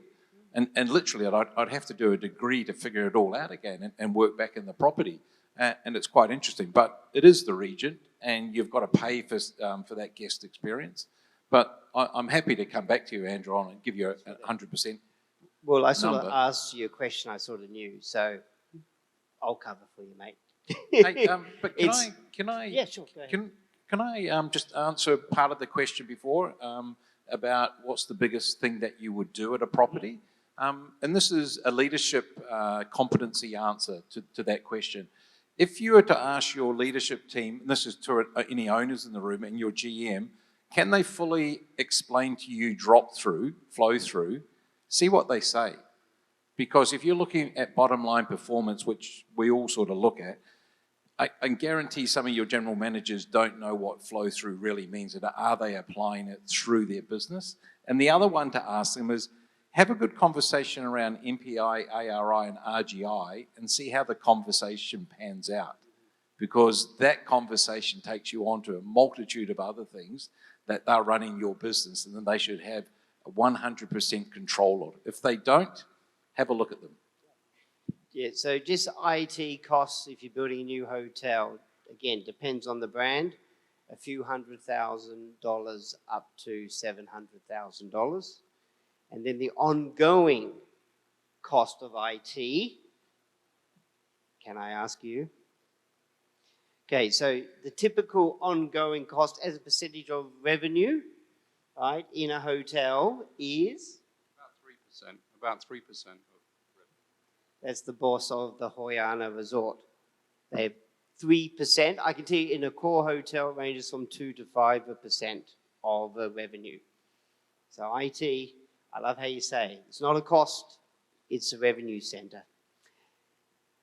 Luan, I'm asking you next. What's the biggest decisions you make that has the biggest impact in your hotels? What do you focus on first and foremost in operating your Sojo hotels? Just come back with about Stefan mentioned about the IT cost. Just a bit interesting from me to share. Because we know that Shoujo is not big hotel, but we see that we have the chance to enlarge our scale. Why we invest is IT is quite number, because everyone know that is Shoujo is we can call a touchless hotel, because we invest from the almost like app from the pre-stay, stay and post-stay. All you can do is buy the app also.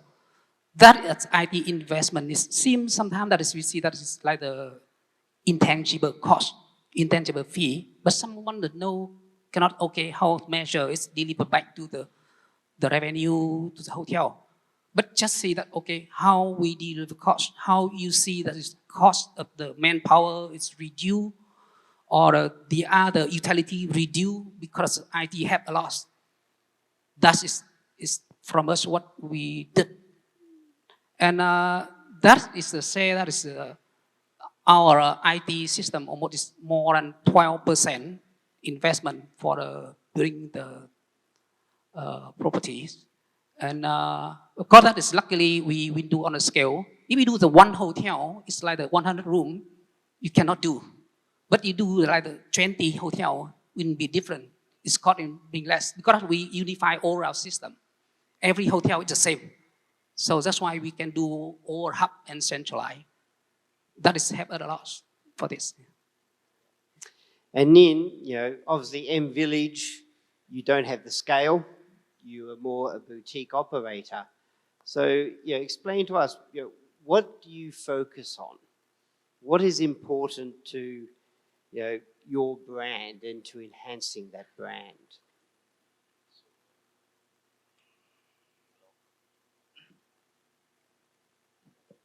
So because we are not have the experience in hotels, so the way that we see the business is maybe different. What I see when I first doing the study about the hospitality is very traditional. People do it for 100 years. But a lot of things, for many years, I see the hotel business, they've tried to over-offer. We build a beautiful, fancy room. We paint a very fancy world. We overstaff, over amenity, and over a lot. And at the end of the day, we have to loading the cost to the consumer, or we have to squeeze the salary of the employee. Because where I come from, we come from the F&B. I have 10 years of experience working for the F&B, so the way that we see it different. And one of the come from our belief that if we want to scale in Vietnam, we have to offer the value for money, because Vietnamese people are not that rich. Not many people can pay for 200 USD per night. Not many people. So if we want to scale, if we want to success, if we want to serve millions of people, we have to provide a value for money. So one of the way that we do is first, very beginning, we try to managing everything. We try to invest, try to spending every penny should be worthy, and we're rethinking. For example, even when we're talking about the IT, I think that a lot of business, they're doing the IT for the sake of the IT, for the technology, for the sake of technology. A lot of things we develop don't get appreciated by the consumer. So we have to starting with the right question. It's not about the right question. We should ask, what kind of experience the consumer is asking, and how the technology can have beautiful experience. That kind of so I think that should be the right question when we're asking. So yes, the things that we do is we revisit all the philosophy of the hospitality industry, try to innovating. This is an old market, but we come in with a new solution, and hopefully this will deliver the outcome. Right. I've got another follow-up question for you, Nin. and this is for all of the panelists, okay? If you were to develop another hotel in Vietnam, where and what type of hotel? You go first. I know your type of Vietnam Village, where?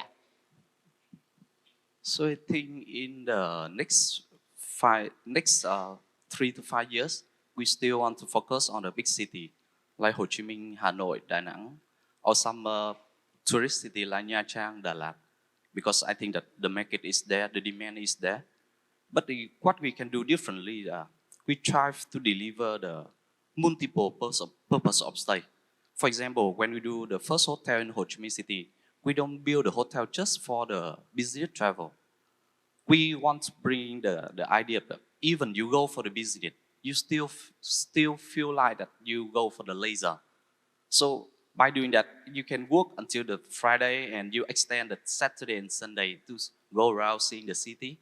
And very funny things are, a lot of our customer is in Ho Chi Minh City, the hotel in Ho Chi Minh, a lot of customer is come from the Ho Chi Minh City.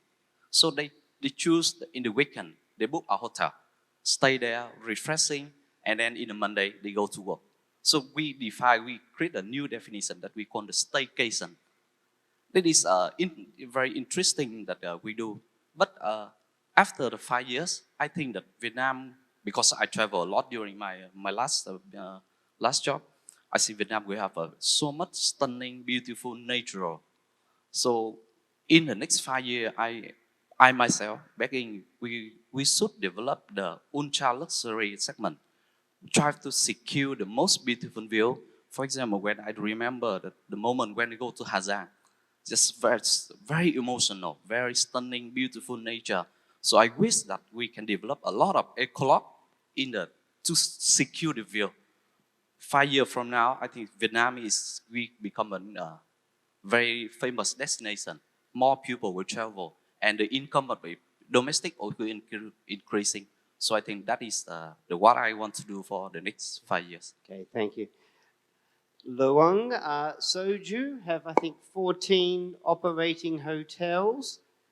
Where will you be developing your next hotels?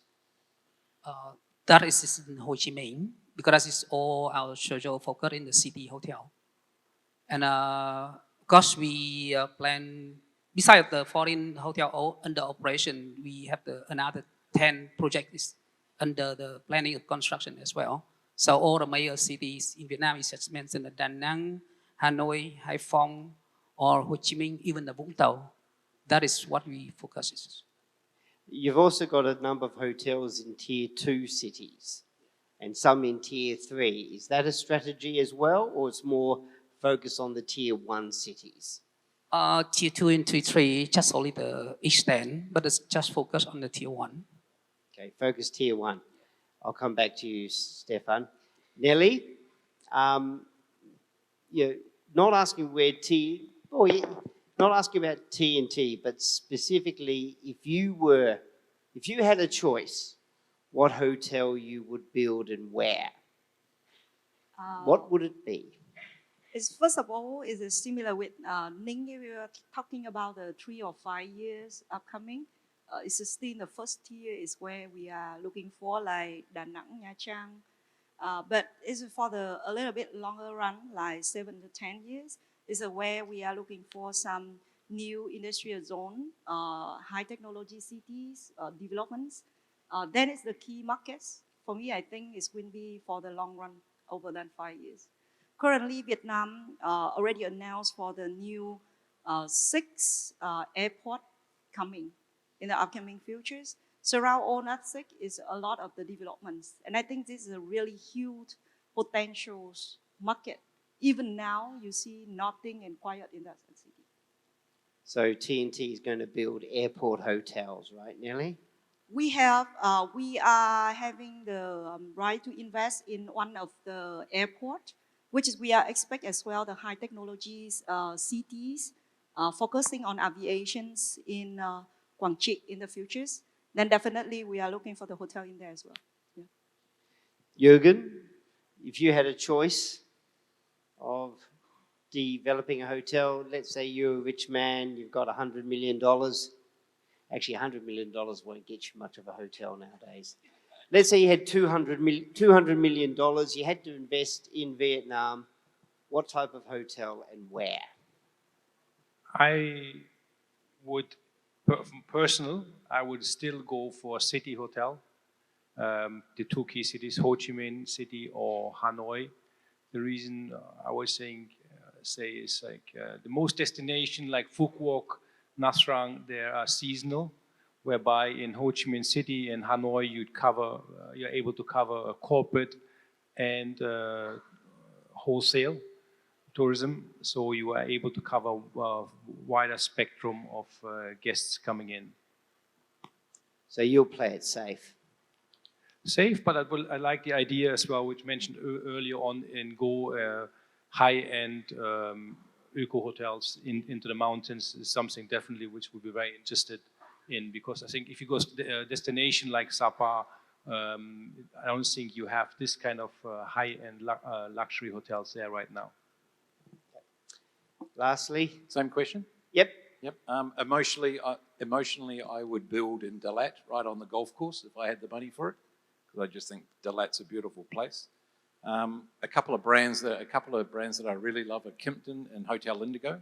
I think they're tremendous brands. Are they IHG brands? Yep, they are. Yeah. But if I was to build something and commercially I had to make the decision, it would be a limited service hotel or a number of limited service hotels, just off the CBD of major cities in Vietnam. The cost to build is reasonable. The cost to open and the cost to operate are really reasonable. And if you have a look at the Holiday Inn Express brand, which I got exposed to quite heavily in China, the GOP and the NOP on those properties are astronomical. And you would do a franchise agreement and plug them in that way. So limited service or select service.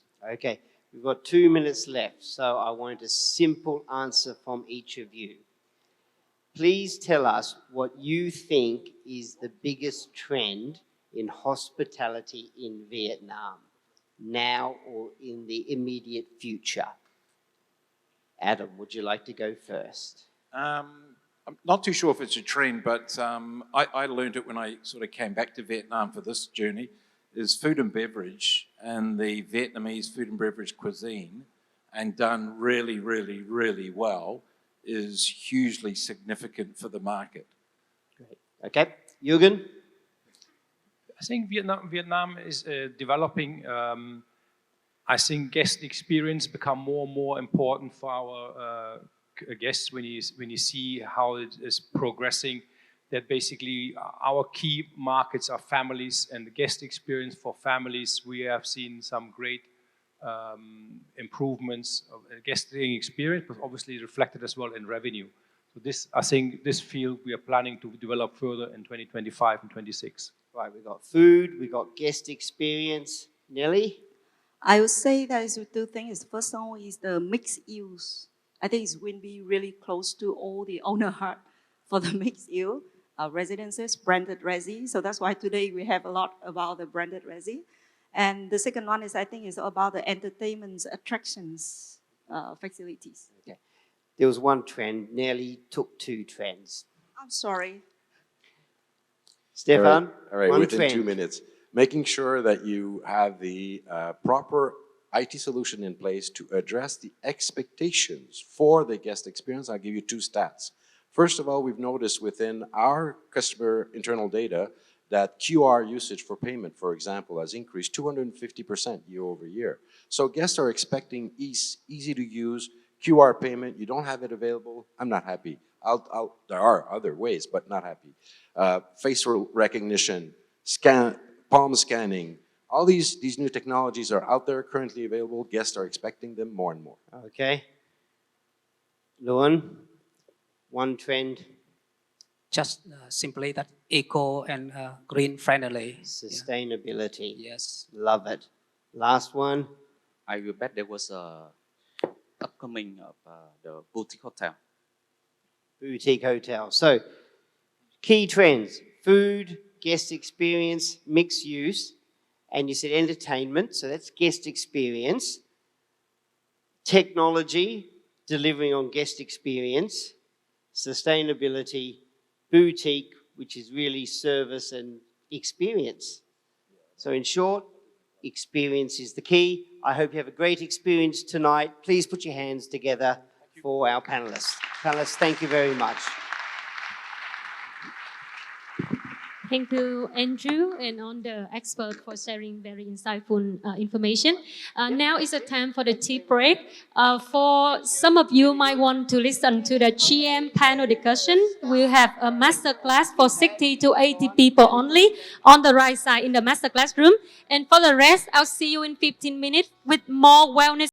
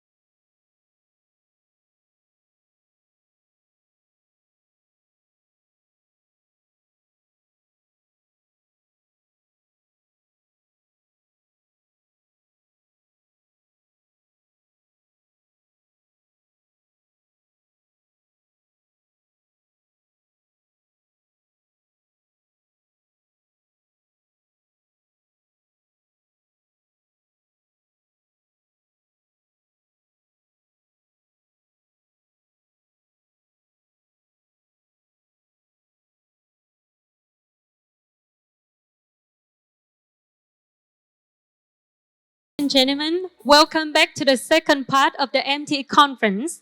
We're gonna have a lot of section about wellness, about luxury, branded resident as well. But before that, we wanna show you and get your attention to the video coming up now, please. All new sleep. Let us introduce Sleep Embody.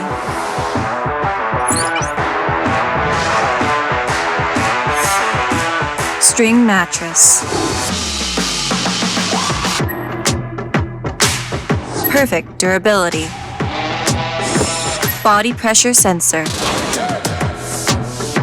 Smart body scale. Deep learning. your sleep patterns. AnswerLink. All in one. Total sleep solution. Sleep patterns. Make new experience.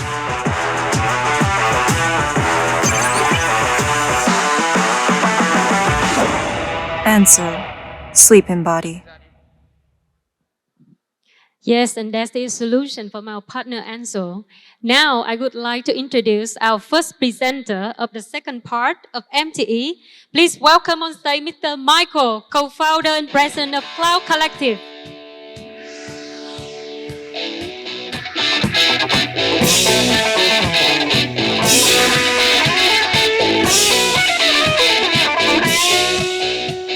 Good afternoon, guys. Back from the coffee break. Big thank you to Mauro, his team, to the hotel, and to my partner in crime, Tom Butterfield from EcoStruxure here. Mauro asked us to speak a little bit about our philosophy concept, which is essentially outdoor accommodation, and I will attempt to do that for you. So we are Cloud Collective.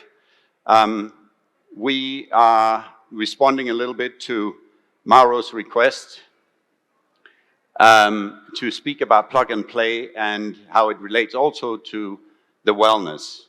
Our modus operandi, if you like, was very much derived from COVID, the change in travel patterns. We all hoped that it would change.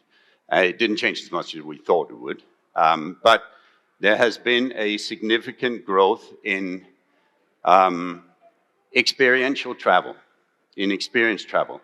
It is the buzzword. It goes across all sectors. I'm sure that even our friends at Radisson are talking about the experiences within RED and so forth. Experience travel, if the way we have coined it and identified it, is essentially to say that we work in 4 spaces: health and wellness, nature and adventure, culture and community, and sustainability. So across those 4 sectors, we speak mostly to audiences who have shown or depicted an interest in this.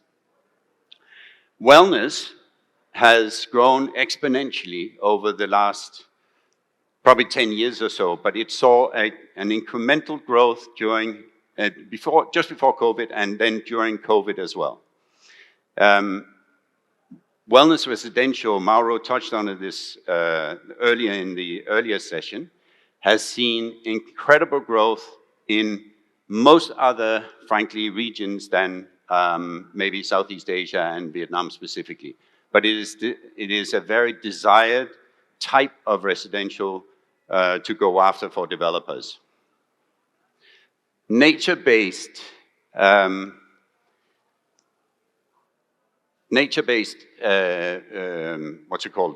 travel has increased substantially too. The market was 292 billion in 22. It's expected to go to 1.5 trillion in 33. So nature-based travel is essentially this desire of people wanting to visit locations that haven't been overly developed and to engage more with these lesser-known destinations. Cultural tourism was a $6 billion market. It's seeing pretty much the same growth, and by 33 will be at 23 billion. This is essentially the desire for travelers to experience unique cultural events, to engage with local communities. This is not about leaving $5 in a collection box after a sort of cultural dance in Africa or anything like that. This is a much deeper engagement with the setting that they are in. 72% of travelers have stated that they have a desire and a hope to support local communities to a greater degree than what they do.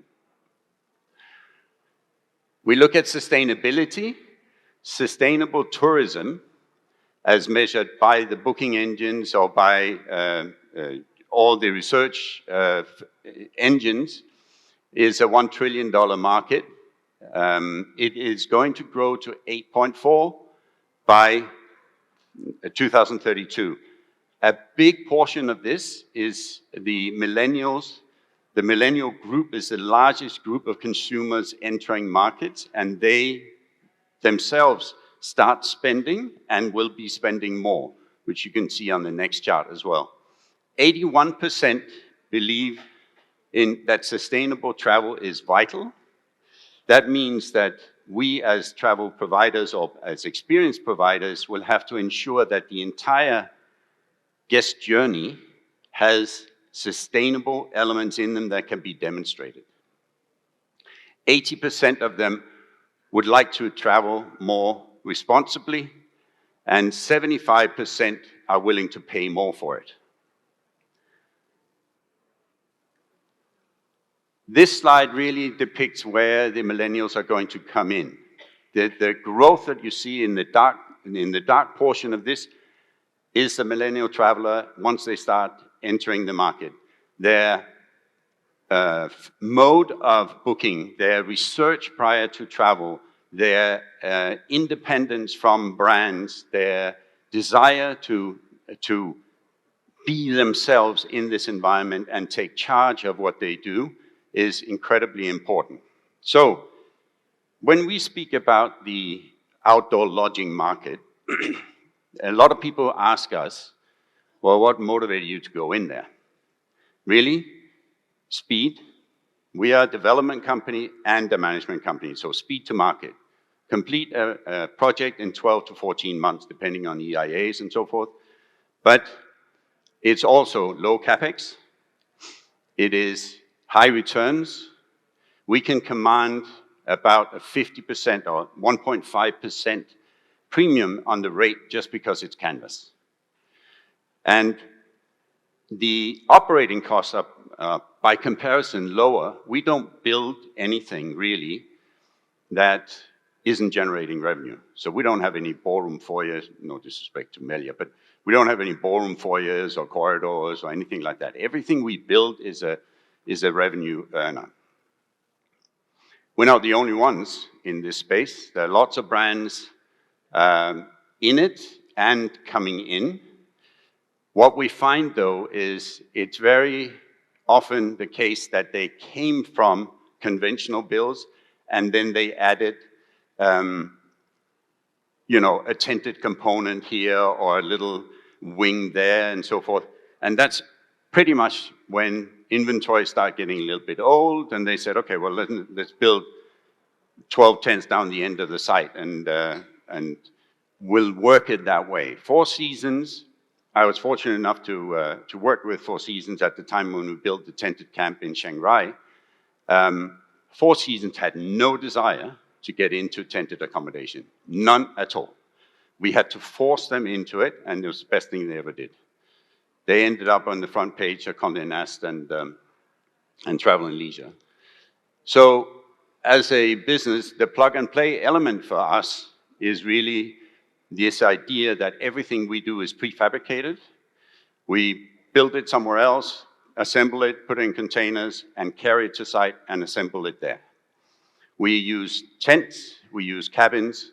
The fixed structures are also modular components that are assembled mostly for our clubhouses, as in this case. Our back-of-house is essentially containerized modules that we assemble on site. And all of that we do because we're really conscious about the site that or the land that we are occupying. We sometimes say that we can leave it better than the way we took it over. So everything is elevated, it's light footprint, and it's about a third of the capex of a typical resort. This is one of the projects in Thailand. Very steep slope, over 40%, and really quite complicated. This is our tent there. It's a 55 square meter tent. All materials here are sustainably sourced. All the teak is upcycled. we have our own factory outside of Jakarta delivering all of the interiors for this. So the whole thing is a complete turnkey to the developer. We take all the responsibilities, architects, master plan, interiors, all of the M&E, the whole thing, and you deal only with one company when you build with us. I'll run through these a little bit quicker. That's the clubhouse. It was sort of conceptualized around a tree house, and that sits right up on top, about 180 meters above sea level. The lounge, the larder. We do the larder is a kind of like a 7-Eleven because it's all inclusive. You can go in and help yourself. Whatever you want, drinks, food, and so forth. Beach club, and we have a Bali project, which is very close to our heart. Actually, speaking of Bali projects, Andrew, who comes on after me here, he has a fantastic presentation, so we sync this up a little bit. The lobby and check-in area, again, sustainably sourced materials. We are not depleting anything at all. And the room, we sit right next to the Capella, and we're competing directly with them in this market. So we are probably hoping to go in about $900 a night for this room. And then we also do cabins. We do that with EcoStruxures and their Wabi systems. So a quick run through the way we do those. It's sort of a Lego set. We can put these cabins together in any shape or form. It's all lightweight structures. It hovers above the ground. And this is our project in Malaysia, a wellness project. Wellness is a natural, bed partner with what we do here. We can go into locations that wellness really, really find attractive. And often it's about serenity and being outside of the typical environments and so forth. So this works really, really well. I'm being ushered off the stage. I'm available for any questions, but they're telling me to shut up. Thank you. Thank you, Michael. We just politely remind you. For some of you, if you are interested in listening some GM panel discussion, please note it. We are now opening a masterclass in the right side for 60 to 80 people only. And right now, coming up next is another useful visit model and also case study. Please welcome on stage Andrew from Deckhorse, which looks at how sustainable design and well-being come together. This is actually in Ubud in Bali. I flew in last night from there. We're the master planner, architect, and lead designer. And I'll just go back one. A lot of the question is about why sustainability. There's three big things I'm going to discuss today. There's guest expectation and the growing awareness. Many people have talked about that. Obviously, we're in a world of physical change. Everyone saw the storm that came through a few weeks ago. We need to start to care for things. And most importantly, for all you owners, if you do it properly, you actually get some cost savings and some real efficiencies. In Bali, there is a living culture which is about well-being. It's a balance of the spiritual, the cultural, and the natural. And what you see, this fundamental place has these three cares of well-being embedded in that community and in those areas throughout Bali. What we did when we started this project a year and a half ago was to create a design framework of how we're going to bring this well-being and marry that to sustainability, as Michael just shared with us, so that we actually get this synthesis around a microcosm of all that Ubud has to offer and all that you can experience. We then develop these stories and themes across the spirit, which is alive, the culture, which is very, very rich, nature, which is beautiful and very diverse, and sustainable, which actually fix up the traditional ways of building and doing things. We then took those themes and created our guiding principles. And these guiding principles about physical engagement with your context, about a real coming away with an understanding of the culture and making it an inclusive, accessible, sustainable experience, which means if you have a disability, come to this resort. you can go and experience nature in a brand new way. Our master plan is a responsible design. 51 keys in a bungalow format. We have 35% of our product fully accessible in wheelchairs. 100% of the site can be moved through in a wheelchair, on a bicycle, and then you can go out and explore the surrounding realms. And we only have a 7.5% site cover, which is wonderful in comparison to many other sites. We have a beautiful site which has this natural diversity. We have the Sawa, the rice lands. We have the valley with the forest. We have the river escarpment, which is 70 meters high. And we have this beautiful canopy moving throughout the site. What we tried to do is to get this connection between the active, alive community, their culture, and embedded in this context. So the community is our partner in this well-being. And when you look at the big themes that come through Balinese culture, mutualism is a big story. The idea that both the guest and the community have this shared experience and benefit from it through all the activities and all these special experiences. We have created a social hub, the active heart of the resort. It's quite close to the front door, so externals are coming in to share this experience. It's the place where the village meets the project as well. They're the mutualism running through this theme. And so within our arrival, we have a 25-year-old villa which is being repurposed and sustainably used to become our front of house arrival.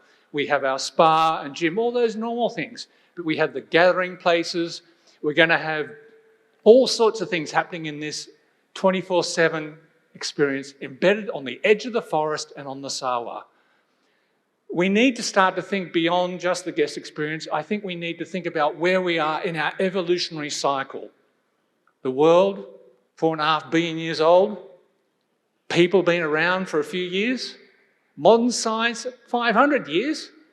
And now we're living with some of the weather extremes which are coming out of it. We're in a time of change. And we need to start to take responsibility and show more care for our environment. So the big challenge for sustainability coming into this environment is how do we reduce our consumption? Looking at our water, our energy, our waste, and how we reduce our carbon footprint. What we're trying to do is use less materials, like we just saw in Michael's presentation, to create something which is actually giving back to the environment. Our back of house is an important hub. It's not something you forget about, it's something that you have to do well. It becomes our processing place. All water, all energy, all waste coming through here. The community works here. We share the composting. We share what we do. They are an active part. We're going to have local disabled staff working in our resort and building ties to the community. So the BOH is an important part of the story. And this is why we're doing it. We're reducing our water consumption. We're reducing the water we take out of the ground and we're putting water back into the ground when we can. And we're cutting our consumption. 100% of our sewer is reused for, not drinking, irrigation. One of the big consumptions on a site like this, irrigation. However, we do water processing on site and we don't need the plastic to serve our water. So there's wins here. In terms of our energy, we have solar arrays around the site. We're collecting energy. We're saving the money spent on electricity.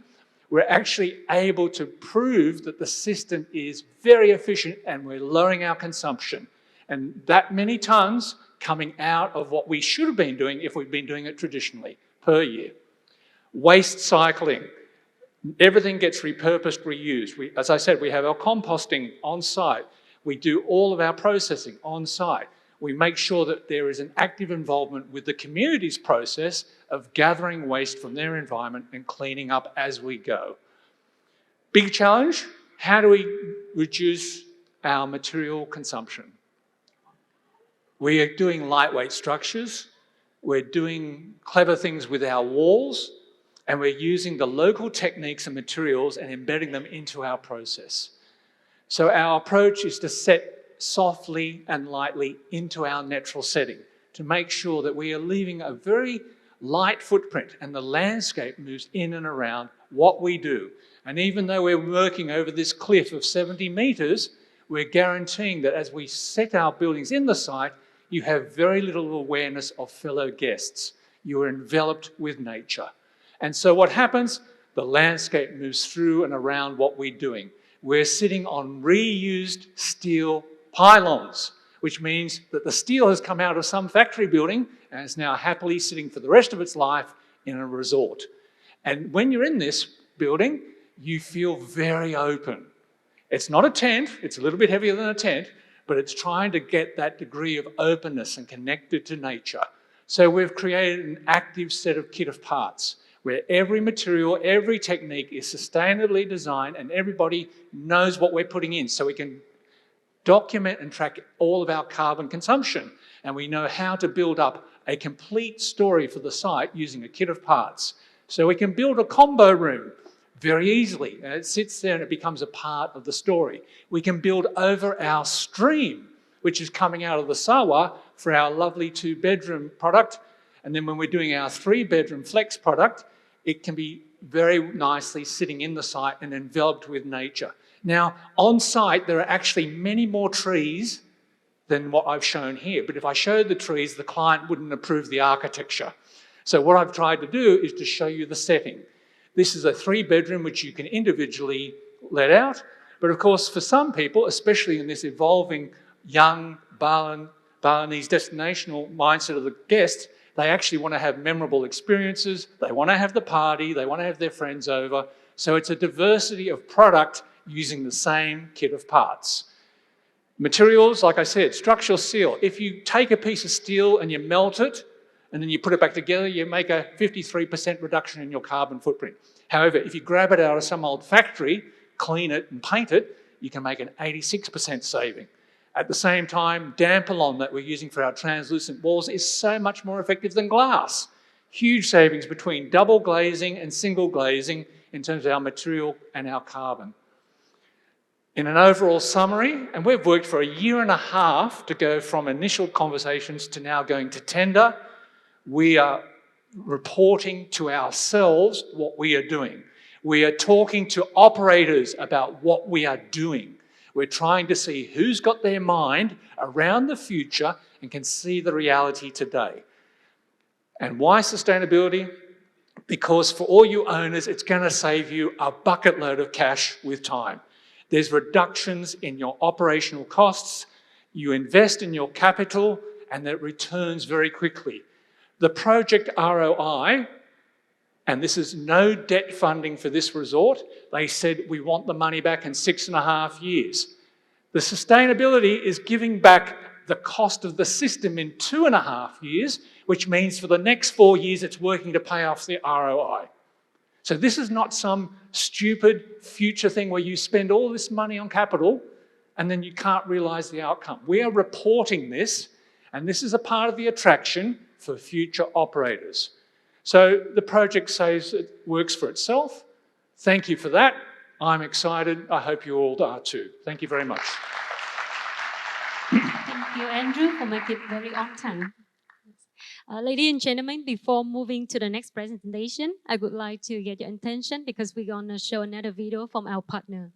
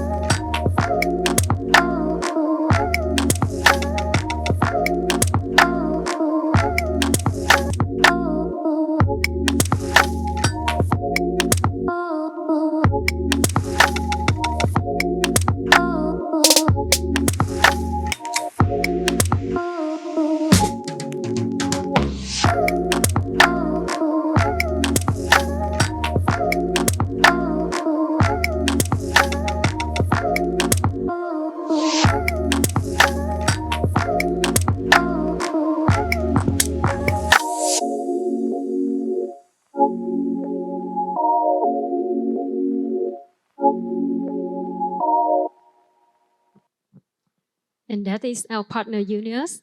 Ladies and gentlemen, in the next 10 minutes, we will learn how Thai developer integrate wellness into residential development. But unfortunately, our speaker, he couldn't get a visa to Vietnam today. But Mauro already forced him to record a video in this morning to show you. So please pay attention on your on the screen, and then we will listen to Marciano's insight.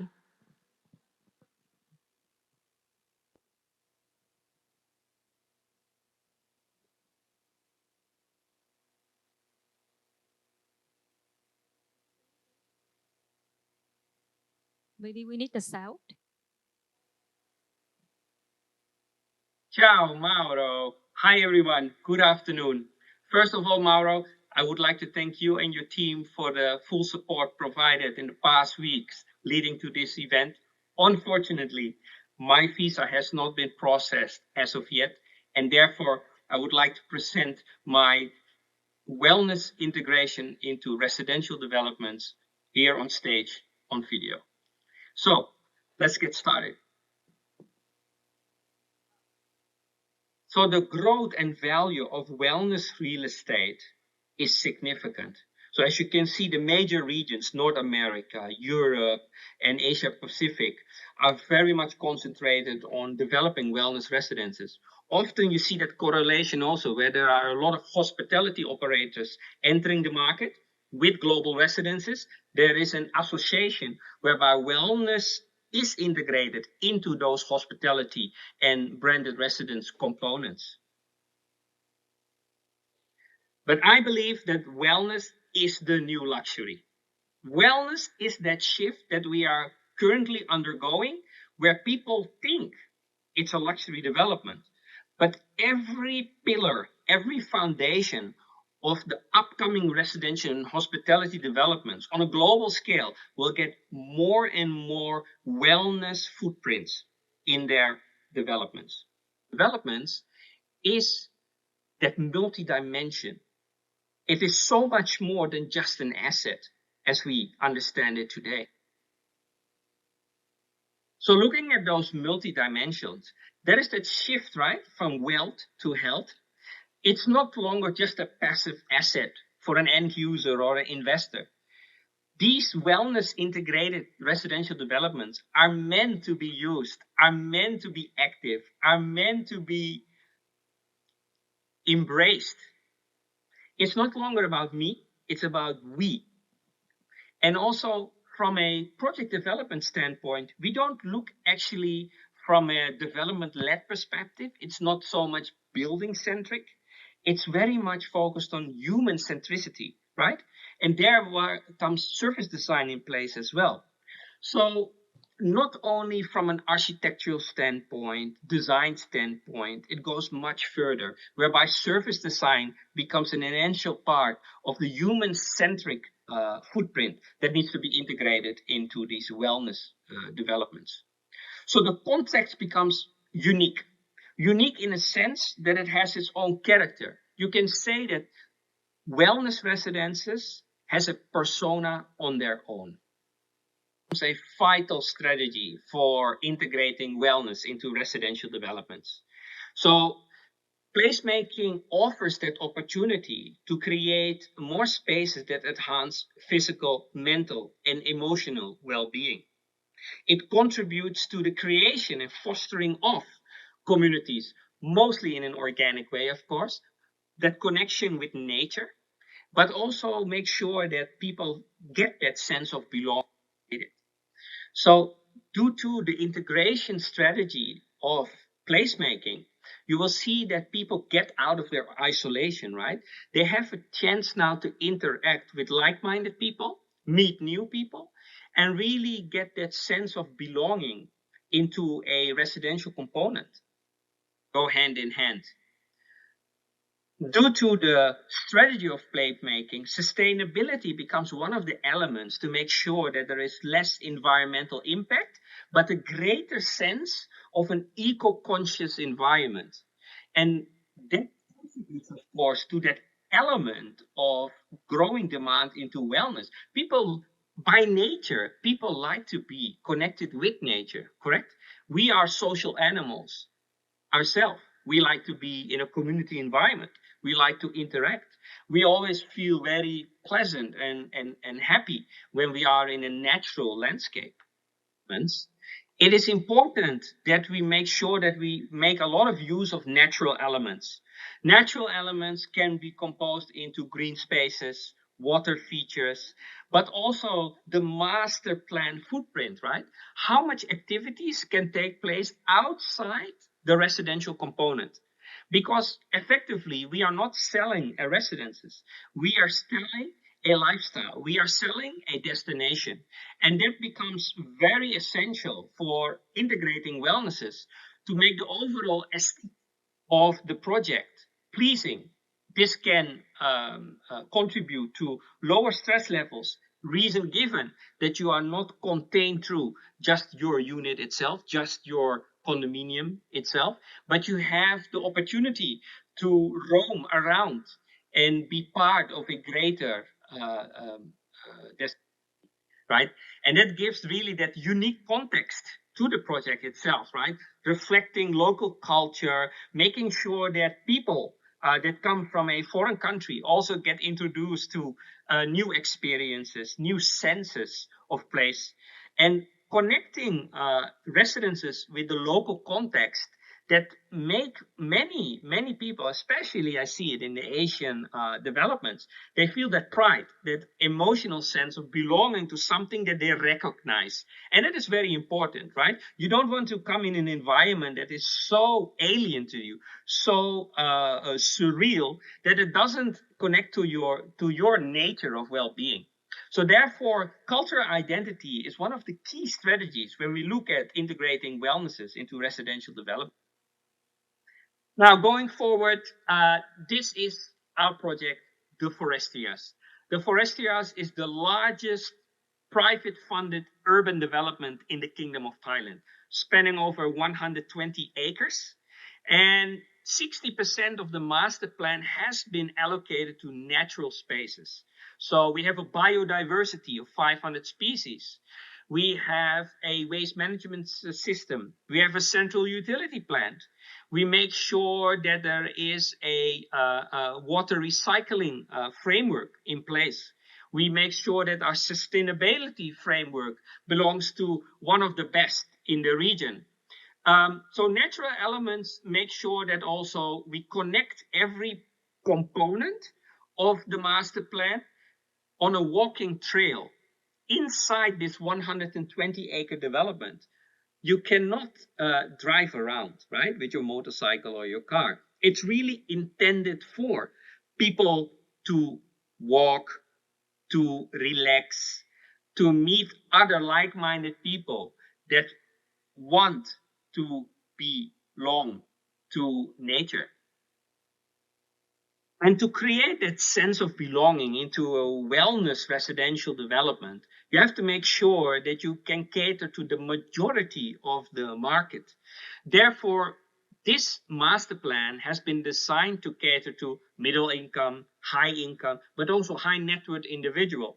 So it becomes actually a city on its own, whereby like-minded people have their corners and pockets inside the forest, depending on the level of residential developments that they prefer. But all together, they will meet at the commercial spaces, on the retail elements, on the events and parades, to make sure that the place-making foundation come to act. And one of those flagship wellness residential developments in Thailand are the Six Senses residences. These Six Senses residences are also inside our Forestrias project. It's one of the first residential projects by Six Senses that are located within an urban development. Now, how are wellness residentials actually being perceived by consumers on a global scale? I can tell you that doing international project marketing in multiple countries, we see that the consumer behavior is very much catered also to the perception of each different nationality. So let's look into how to bring wellness residences to market. And to do so, it's important that you think global, but act local. So when we go to market, most important key thing is to know your customer. And by knowing your customer, it's important that you have an ongoing feasibility, an ongoing research on the ground, both with focus groups, but also with those relations of developers and agents that you have. Looking at the market needs. Remember, in the beginning of this presentation, I was speaking about wellness is the new luxury. If we would do this presentation 5 years ago, I would say the market need is very much focused on a luxury residential developments. But today, consumers are very much more shifting towards wellness residential developments. So knowing your target audience is one of the factors that makes a success.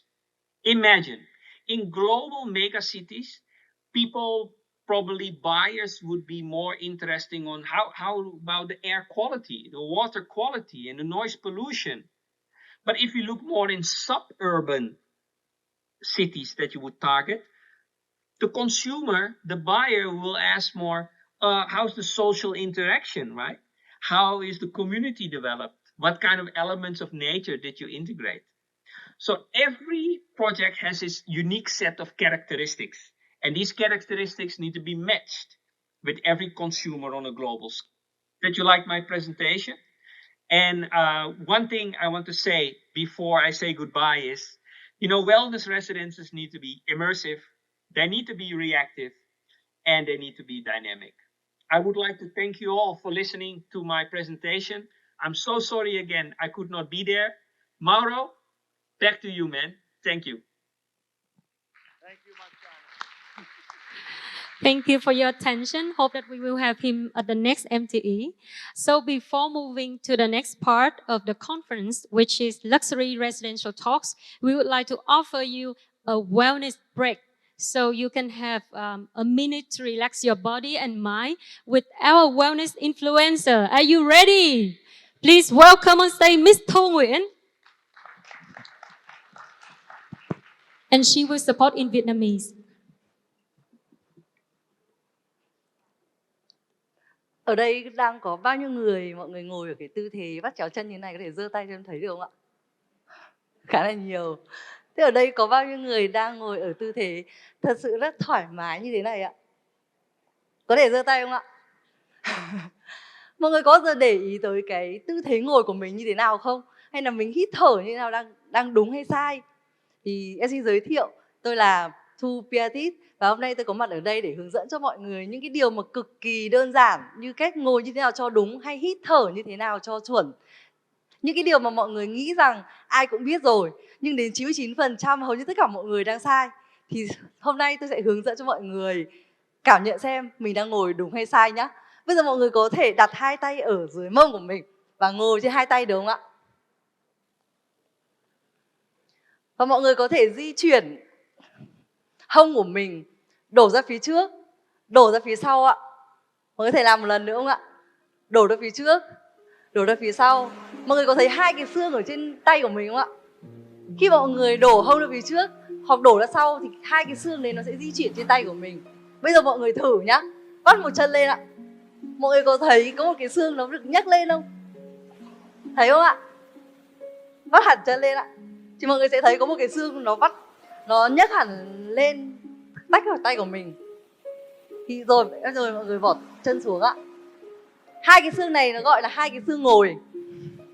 Và đúng như cái chức năng của nó, mình cần phải ngồi trên nó ạ. Bây giờ mình sẽ di chuyển cái hông của mình. Làm sao mình tìm cái vị trí mà hai cái xương ngồi của mình nó dựng thẳng trên hai tay của mình ạ.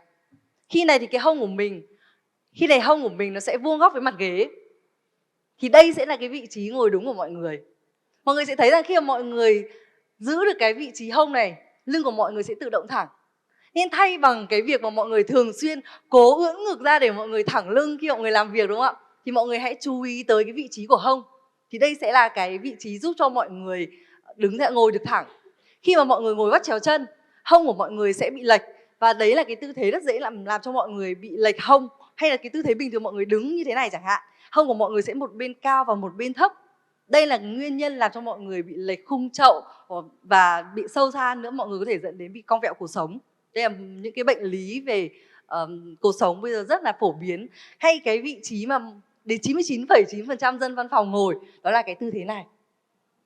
Đây là cái tư thế rất dễ là nguyên nhân của bệnh phình đĩa đệm và thoát vị đĩa đệm ạ. Nên mọi người nên chú ý. Cái cột vì sao nó gọi là cột sống ạ? Nó là cái cột của sự sống. Nên khi mà cái cột nó phải vững, nó phải khỏe thì cái sự sống của mình nó mới khỏe được, đúng không ạ? Rồi bây giờ mọi người hãy dựng cột sống, ngồi thẳng trên ghế ạ. Mọi người hãy luôn cảm nhận ở giữa đỉnh đầu của mình có một sợi dây. Nó kéo cái đỉnh đầu của mình lên trên trần nhà. Mọi người có thể dùng các ngón tay, mọi người hơi vỗ tapping ở trên đỉnh đầu của mình để mình đánh thức cái cơ quan thụ cảm ở phía trên. Và mọi người luôn cảm nhận rằng mình đang vươn cái đỉnh đầu của mình lên trên trần nhà. Hai xương ngồi của mình cắm thẳng dưới mặt ghế. Cột sống của mình nó sẽ vươn dài ra. Bây giờ mọi người hãy hít một hơi thật sâu, đúng không ạ? Có bao nhiêu người khi hít thở mà mọi người đang bị hít như thế này? Mọi người đang bị gồng, cái vai gáy của mọi người đang bị nồng lên như thế này. Khi mà mọi người hít thở mà cái vai của mọi người đang bị gồng lên như thế này ạ, là do mọi người đang bị dùng những cái cơ ở phần cổ và vai gáy của mình quá nhiều. Và cái nhiệm vụ của nó thì không phải là để hít thở. Và nhiệm vụ của nó khi mà mình hít thở mình cần phải dùng cái cơ hoành. Cơ hoành là một cái cơ lõi ở phía trong cơ thể của mình, nó ở phần phía khung sườn của mình. Bây giờ chúng mình cùng cảm nhận nhé, mọi người đặt tay vào khung sườn ạ, và một tay ở bụng. Rồi mọi người cùng hít thở nhé. Khi hít thở này mọi người hãy cảm nhận bụng của mình hơi nâng lên ạ, và khung sườn của mình sẽ mở ra cả ba phía. Rồi thở ra, bụng của mình hơi xẹp lại, khung sườn của mình sẽ khép lại ạ. Một lần nữa ạ. Hít vào, cảm nhận bụng của mình hơi nâng lên, khung sườn của mình sẽ khép lại, mở ra cả ba phía. Rồi thở ra, bụng sẽ đi vào bên trong, khung sườn sẽ khép lại. Bây giờ chúng ta sẽ thực hành một bài tập hít thở có tên là 4, 4, 6 và 4. Mình sẽ hít vào 4 nhịp, giữ lại 4 nhịp, thở ra 6 nhịp và giữ lại 4 nhịp, được không ạ? Rồi, hít vào ạ. Inhale. 2, 3, 4. Hold. 2, 3, 4. Exhale. 2, 3, 4, 5, 6. Hold. 2, 3, 4. 4 times. One more. Mọi người có thể nhắm mắt lại, thả lỏng cơ thể một chút ạ. Mình giữ thẳng cột sống. Hít vào, cảm nhận vươn dài đỉnh đầu mình lên trên trần nhà. Thở ra, bụng của mình hơi đi vào một chút, khung sườn khép lại. Hít vào, cảm nhận khung sườn của mình mở ra cả ba phía, cột sống của mình được giãn dài ra. Thở ra, toàn bộ cơ thể của mình được thả lỏng ạ. Hít vào một hơi thật sâu, cảm nhận toàn bộ phần lồng ngực của mình mở ra. Rồi thở ra, toàn bộ những cái mệt mỏi trong cơ thể. Một lần cuối ạ, one more time. Hít vào.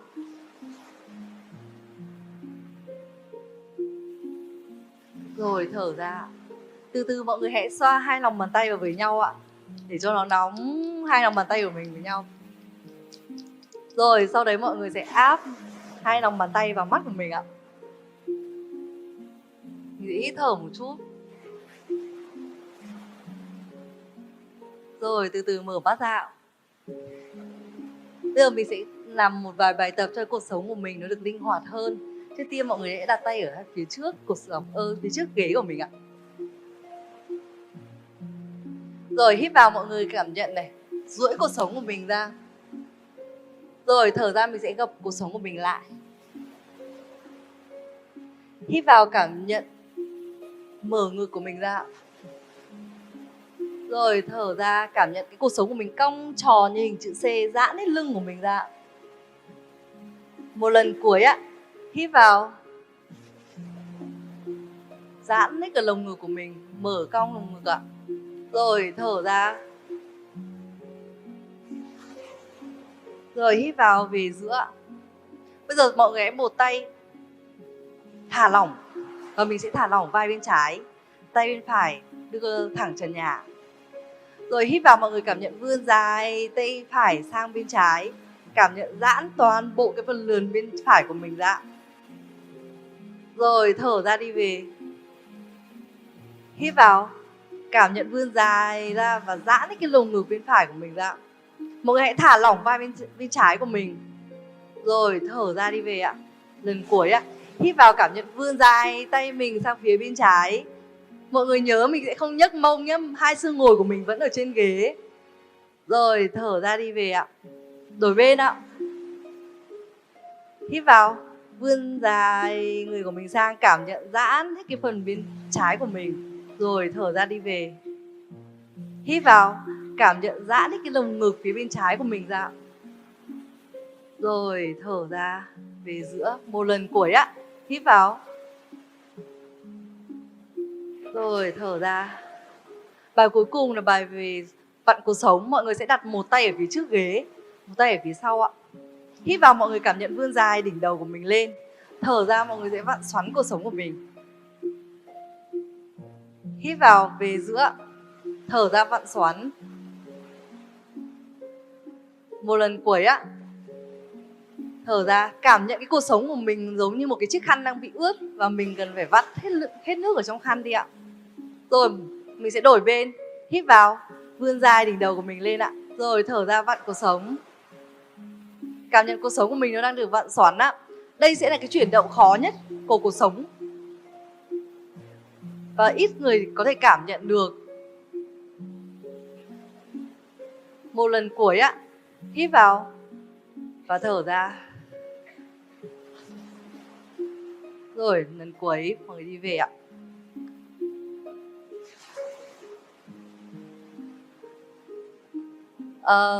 Vừa rồi là 6 chuyển động cơ bản của cột sống: gập, duỗi, nghiêng hai bên và vặn xoắn. Đây là những cái bài tập cơ bản giúp cho cái cột sống của mọi người được linh hoạt hơn. Và bài tập hít thở, đây đều là những bài tập mà mọi người hoàn toàn có thể thực hành hàng ngày để cột sống của mình được linh hoạt, để cái hơi thở của mình nó được cải thiện tốt hơn. Và xin cảm ơn tất cả mọi người đã tham gia buổi hôm nay của mình ạ. Cảm ơn, bye bye. Thank you too, and Precor for your support. At MTE, we not only provide knowledge and business opportunities, we care about your health and well-being as well. So coming up next, I would like to start the luxury residential talks and welcome David Johnson and Yang Ha from Delivering Asia Communications.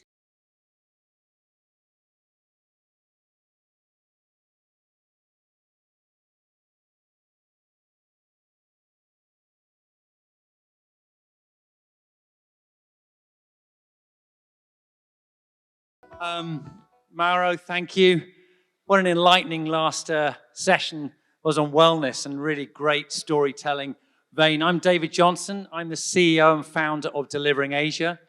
Delivering Asia is a global integrated communications firm specializing in the region. And I'm delighted to be with, hello, Zhang over there, with Zhang from my team.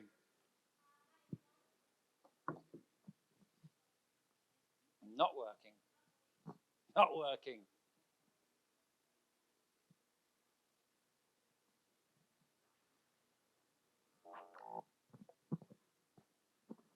Right, I think this is where You can use mic. This is the MC microphone, so it MC would be better. microphone's got to be working.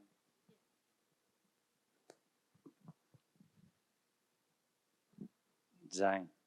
Hi everyone, it's great to see all of you here. My name is Zhang. I am the country head of Delivering Asia Communications, representing the company in Vietnam. Okay, we're here to talk about storytelling, the art of storytelling, really focusing on hotels and branded residences. I mean, this space has gone through just such an incredible transformation over the last 20 years. I mean, there wasn't an internet really 20, 25 years ago. I mean, TikTok's only been around for 8 years, only really popularized in the last 2 or 3 years. I mean, that's a medium that really is taking over the world. Who was scrolling TikTok last night before they went to bed? I can't be the only one in there. Okay. Anyway, it's obviously social media and content creation. These are the huge new trends in this space. And today we just want to talk about destination in particular and content creation and how it relates to storytelling. But what we really wanted just to start off with was just to talk about the markets. So have a look at the audience in which you want to be telling stories to. Giang, quickly, the key inbound international markets into Vietnam? Number one market in Vietnam is still Korea. This is the number and the statistics from Vietnam Tourism Board. So Korean tourists is accounting for nearly 30%. And the second one is China, even though this market hasn't really totally coming back. Then Taiwan, US, and Australia. Yeah. Thank you. And Australia. It's really interesting because you get different markets coming from different parts of the world. So obviously, when you're putting together your matrix for your communications, you need to have a look at who's traveling at what different times because it changes quite a lot. Let's just quickly have a look at the segments. The reason I wanted to mention that about the markets was who do you normally, when you're working with a client, who do you get that information from? Normally, sales team is the one who provides us this strategic market information. Yeah. So it's sales team who want the tactical results. The sales team want to appeal to those markets which are going to be delivering the business to the hotels or the buyers to the branded residences. Just one thing I'd like to mention too before we talk in more detail is the reputation piece is often left out because everyone wants short-term and quick returns for their owners. And that's fine, but the reputation piece requires a little bit more thought, requires maybe a slightly longer haul approach in terms of attracting certain media. A lot of the key reputation-based media, Financial Times, Condé Nast Traveler, which we heard a little bit about earlier, Sunday Times, Travel and Leisure, I mean, they go on and on. There's some key media that drive your reputation. So it's not just about Korea, it's not just about China, it's not just about Taiwan or Australia. So this is something that should be a part of your plans. Okay, let's just have a quick look at the segments before we actually look at the storytelling piece. Some of the segments that are key, Giang. First one, I would say family, as you see on the screen, especially the multi-generation family traveler is become a big trend now. Then certainly couple, young people, yes. Solo traveler, they are digital nomad or and business people, yeah. Particularly for hotels, yeah. Yeah. Group of friends in all ages, yeah. Okay, let's just kind of get to the nub of it. The story development. So how do we create and communicate a compelling story narrative? Obviously, you've got to do your research. You've got to do deep dive research. But it's really about, I mean, I suppose the tricky thing is that owners spend millions of dollars creating a project, creating a branded residence, or creating a hotel. Millions of dollars in design fees, in construction. They'll have a look at their spa. They'll have a look at their restaurants. They'll have a look at the rooms, and they'll say, "That's what I want to promote."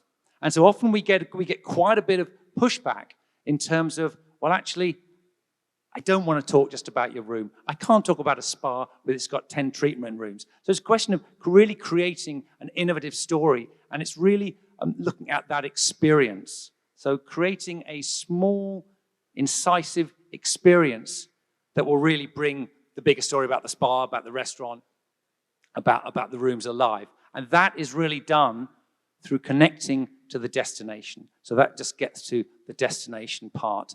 A quick video for you here now, and then we'll talk about some examples of how you can bring the destination in.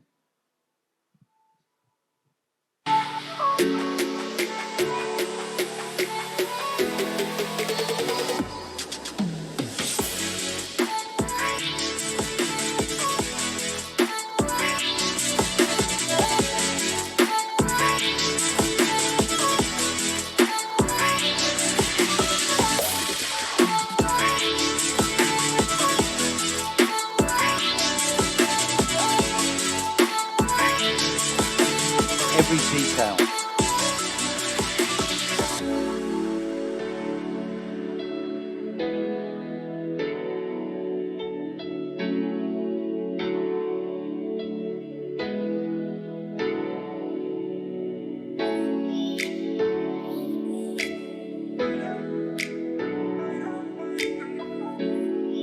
So it's really about creating those experiences. Whoops, sorry, I've gone maybe one too far. Really creating about those experiences, connecting them with the destination that will really bring things out. Just a couple of examples here. I know we've talked about Thailand a little bit. And so there's a project up here on the top right, which was actually called the Chao Phraya Estate. It's a 5-acre project with a 77-story private Four Seasons private residences, a Four Seasons hotel, and a Capella hotel. That was a time when the whole narrative of luxury in the city was moving inland, away from the river. So the idea was to integrate the storytelling back with the river. The Renaissance of the River was the story campaign, and this is what we engaged. It wasn't a brand-led story. So Branded Residences is not a brand-led story. It wasn't a Four Seasons-led story. It wasn't a Capella-led story, just destination-led story. And the project's done very well. Thank you. You want a little bit about Phu Quoc, maybe? Yeah, sure. So Phu Quoc has been an up and down destination, as you might know. So we were asked to come to this destination to promote it globally. So what we did was we focused firstly on the positioning of this destination, and because this is the first thing before you do any PR campaign. So what we position Phu Quoc is Phu Quoc as your own paradise. Whether you travel with your family, with your partner, or alone, you have your own paradise in Phu Quoc. And 3 key elements that we also promote this destination is the Kiss Bridge, as you see here on the screen, luxurious hospitality, and the Camp Bridge. And we got a success on this one with the top-tier media coverage on CNN, Telegraph, and Travel and Leisure, and so on. So it's about broadening the story. We don't have that much time left, so God, doesn't time fly? Purposeful storytelling is really key too. There's a conservation project here, which is a coral propagation project, which is, which was important in broadening the story. There's a project up here too, which was Mondrian, Singapore. And this was a project which really looked at HR, which looked at people, unexpected talents, bringing together an eclectic group of people outside of the hotel industry to promote through the hotel. So there's a couple of other things. Just before we get to the channels, just one more minute. Aesthetic storytelling. A lot of hotels will have great designers. There's a great designer here, Clint Nagata, who was on Regent Phu Quoc. Great designer here, Bill Bensley, who I'm sure many of you will know, which was Intercontinental in Da Nang. Engage them, bring them in after the hotel's open, bring them in after it's been open for 5 years, 10 years, back to activate and to run different activities. The final thing which I'd like to talk about is obviously the content creation part. Zhang? First channel I would like to speak about is a social media channel. It's become globally powerful now. So there are Facebook, Instagram, and especially TikTok. What we need to do for this one is to really focus on visual production, short and great content. It's no more long text gonna be something interest the audiences. No, exactly. All about video, all about photography, all about short captions. Awards, this plays into the media relations narrative. You get different awards per different sections. This is what drives your reputation, which obviously supports your tactical at the end. I think we're going to have to wrap that up, Zhang. Yeah, I speak too much, sorry. Thank you very much, everyone. Thank you so much, yeah. Thank you, David and Yang. So we are now at the Branded Resident and Luxury Talks. Coming up next, we will learn about the global branded resident trends. So please welcome on stage, Rico from the introduction, so I'm sorry I'm late. I'm very delighted to be here in such an incredible city. First time in Hanoi, I arrived yesterday, and I'm leaving again very soon, unfortunately. It's a really great opportunity to present our insights on the branded residential space. It's to visit the Ritz-Carlton residencies yesterday, a very nice project by Masterize. So we've just completed our annual data collection, and our annual report we'll be publishing within the next week or two.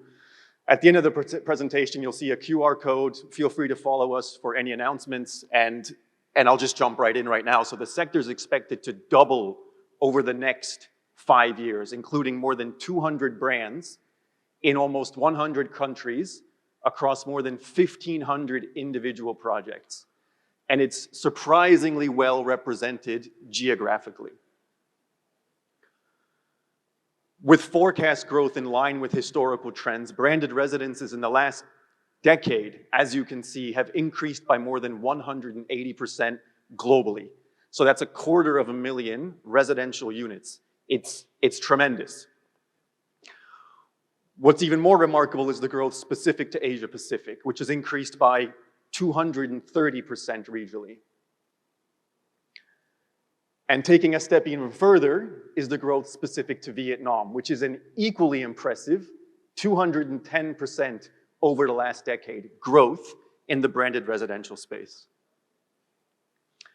Now, in terms of regional activity, it's especially busy in 2 countries, and you'll see them slowly fade in, and that's Vietnam and Thailand. In the region, we'll have more than 110 brands in more than 20 countries across more than 320 individual projects. And in the next 10 to 12 years, we expect that Asia Pacific will rival North America, which has historically been the most active region globally. What does it look like for the brands? The most active brand, the market leader, is the Ritz-Carlton, which replaced Four Seasons over the last 12 months. Last year it was Four Seasons, this year is the Ritz-Carlton. They have a little bit of a battle every year. And they're followed by a handful of other very exciting brands.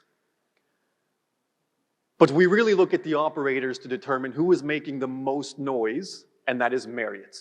And it will likely remain so for the foreseeable future, with a substantial lead over the next most active operator, Accor. How does that look for Asia? Well, so in Asia, the leading brand is Four Seasons. Again, there's the competition with the Ritz-Carlton, followed very closely, however, in the region by Banyan Tree. But that's because Banyan Tree has a little bit of a portfolio of brands. Four Seasons is an individual. Banyan Group has a few additional brands. And so the operator in the region that's the most active is Banyan Group.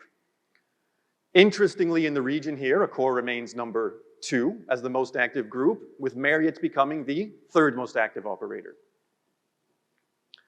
Among the 200 plus brands are non-hotels brands as well.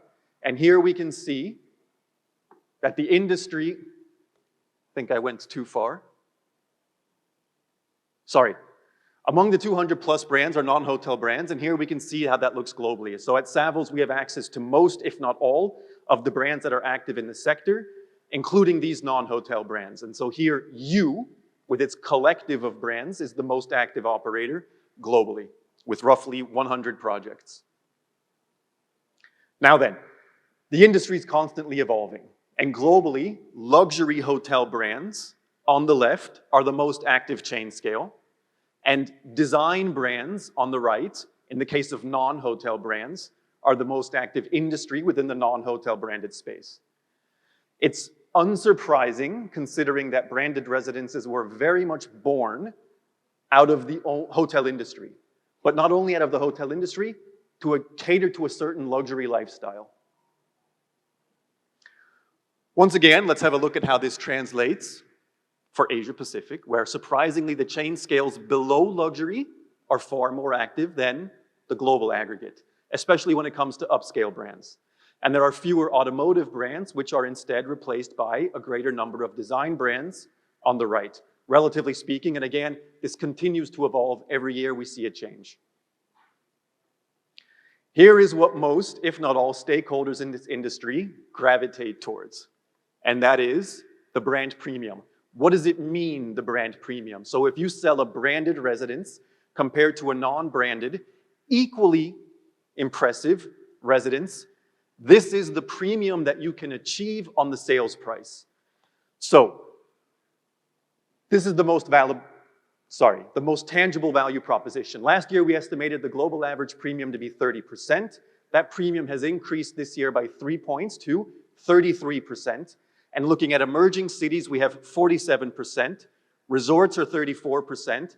And in global cities, where there is generally a well-established and high-quality residential market already, the brand premium is 27%. Rental programs. For purchasers of branded residences, and we've heard a little bit before, I believe it was Ramsey who mentioned with Radisson, there's an opportunity to participate in a rental program, which presents an attractive proposition. In certain cases, buyers of these units find themselves in a position where they're able to leverage the rental program and offset service charges and other fixed costs so that they can generate rental income while they're not in residence. So if you look globally at how rental programs are structured, roughly 37% of them are private residences, meaning no rental program. 47% of them are optional, meaning they have the option to participate in a rental program. And globally, 16% are mandatory, meaning it's a condo, hotel, mandatory rental program. This is global. What does that mean for Asia? Interestingly, in Asia, 30% are mandatory, presumably from the previous discussions that you may have heard. The yields are better for branded residences than they are for standard residences, and that might explain a little bit why there's a condo hotel model that's a little bit more established or a little bit more attractive in this region. So when it's done successfully, performance indicators suggest that the average daily rates throughout the year can range from several hundred US dollars to several thousand US dollars, with occupancies often 20 percentage points behind their co-located hotels, and not unusually between 30 and 35%.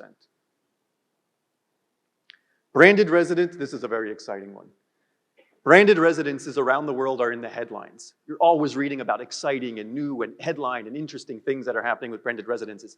The rapid sales absorption and record-breaking prices are in the news. There's always these exciting reports in markets like Miami, like London, like Dubai, like Tokyo, to name only a few of the headlines. These are 4 residences in 4 residential projects around the world.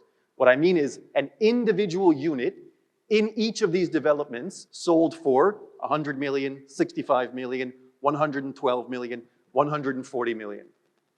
So these 4 residences in 4 projects around the world represent almost $500 million in sales value. Again, it goes back to brand premium. There's trophy status, there's appeal, there's exclusivity, there's all of these different and exciting value propositions, but when you have headlines like this, it's difficult to say no to a branded residential development. In terms of trends, we have a great number of high net worth individuals with different priorities. So their priorities change. Legislation and discerning buyers are interested in sustainability. And I think most if not all presentations before, Andrew Langdon brought it up on his panel, Andrew Frost and the other individuals who were presenting before all mentioned sustainability to some degree. As a matter of fact, we recently were in the Algarve in Portugal and had a great discussion with the developer there, who's also incorporating sustainability features into their development. It's not because buyers are looking for this, but it's also because buyers know that at some point they will wish to sell their residence, and following buyers, subsequent buyers, might be interested in it. And so they know if they buy it now and it's sustainable, then it will be sustainable again and will sell better on the resale market. Design and technology, again, trends are always evolving. Health and wellness both continue to evolve, especially in the post-pandemic era with home offices, self-care. As a matter of fact, in the south of France, we were in a very, very beautiful branded residential project where the master ensuite bathroom was equally as large as the master bedroom. So you're looking at people who are trying to take care of themselves, who are trying to treat themselves better. Outdoor spaces, sleep quality improvement, air quality improvement, water filtration. Again, we've seen it on previous presentations already. All of these features that are going into developments. So you will receive a copy from my understanding of this presentation. I see a lot of phones up, so don't worry, you'll get the presentation. And what you will find is here some of the various different services that we provide. Again, we have a global mandate based in London. I won't waste your time on that. You can follow us on the QR code here for exciting new updates. Capture it, and we look forward to hearing from you if there's any way that we can support. Thank you very much.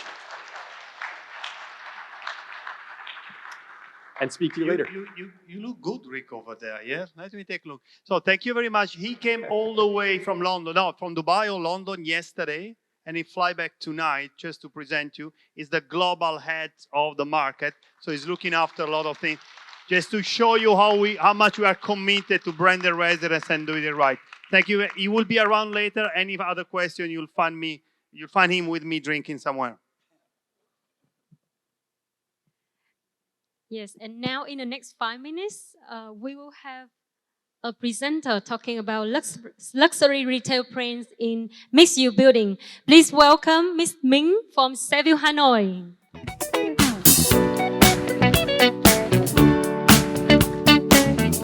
Hello, everybody. I think Rico has already recapped a little bit about Savills, and everyone here already knows, so I shall keep my presentation short and sweet so we can move soon enough to the most interesting part of the event today, was the panel discussion. That's the second part.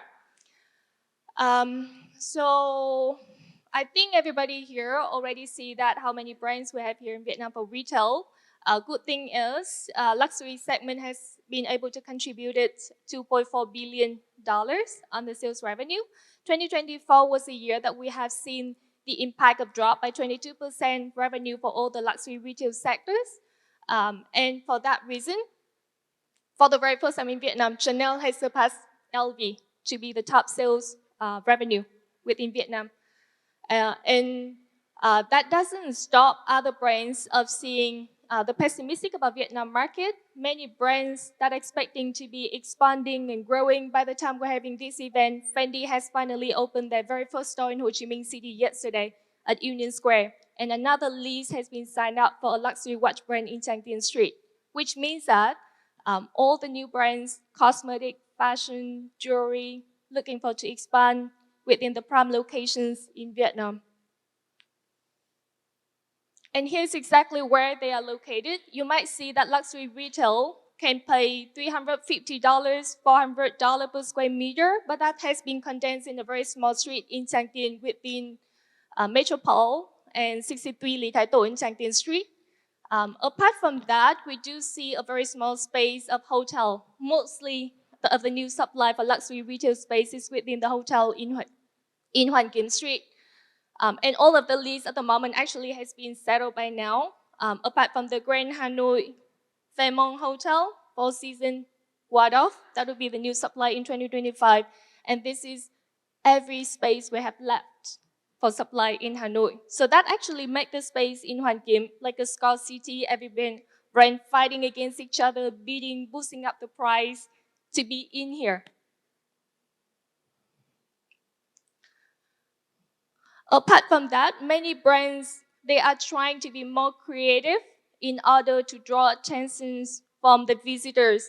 Instead of people talking about e-commerce, not just only for regular fast fashions, also luxury retail pay more attention to create a better luxury retail space, having art, design on it, giving a strategic location, bringing a better experience for all the visitors. And in order to do that, they need a very high specifications in the retail space, especially when the hotel space, 5.5 meter high and a wide space, a good rectangular and not having any column in it is very critical for them to make things work.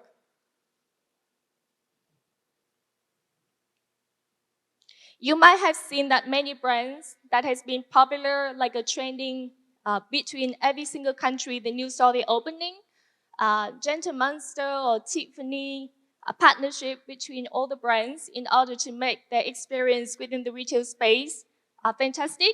And we have yet seen anything of that in Vietnam, not because they don't want to be here, it's because we have no space for them to be in here. I think everybody in other countries, my colleagues in Hong Kong and Shanghai, they actually laugh when hearing that retail space in Hanoi, Ho Chi Minh City can hit $400 per square meter of the retail space, but that's exactly how it's happening, and still no space left.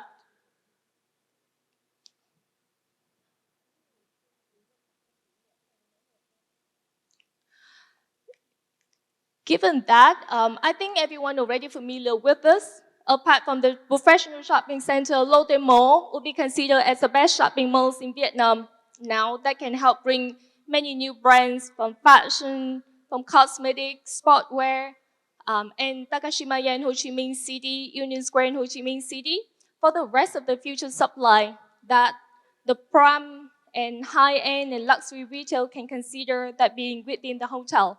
And hotel not just only in Hanoi and Ho Chi Minh City, but also in other high tourist city like Da Nang, Phu Quoc, and Nha Trang as well, pop-up store. But you may see that in the hotel design, normally the space for retail only between 200, 300 square meter, which should not be enough for multiple brands to be in there. And retail is a little bit special. You cannot build a premium 5-star hotel and you have space for only single tenants. Retail, they have to go together side by side. You need at least space for 3 brands, not just only for a single brand. No one want to be isolated in a resort. We have a few examples that you may see, not apart from the regular retail space that you have seen within all the hotel. The shop house was also one of the interesting examples that we have seen successfully in China, in Thailand, and also in Korea. Here's a very interesting example from Chengdu, where they have a hotel nearby the tourist destinations, and they actually designed the retail space as a shop house around the project. And this is also one of the concepts that retail tenants are very keen to look at, because everyone want to have a frontage, a good design, image, and this is what they can actually offer better. So if you build any resort, consider of this concept as well. So that's a very short recap about retail. So all in all, we think for retail, this is still a landlord's market. Whoever got a good space actually have a very high queue of tenants demand. So consider if you want to have a proper retail space within your hotel, make sure that you would have enough space for at least 3 brands to be in there, not just only 200 or 300 square meter. And if you have any questions further in regard of the retail, please feel free to contact us. And if you consider about Savo's capability of why we can get things done, you may see on the Champion Street, Prada, LV, Dior, Cartier, all those deals has been done by us. So we know exactly how to get things done. Thank you, everyone. Thank you, chị Minh. And Minh is based in Hanoi, so easy to get her to advise on your project, right? Ladies and gentlemen, before we moving to the last part of the conference today, we're going to show you a video from our partner.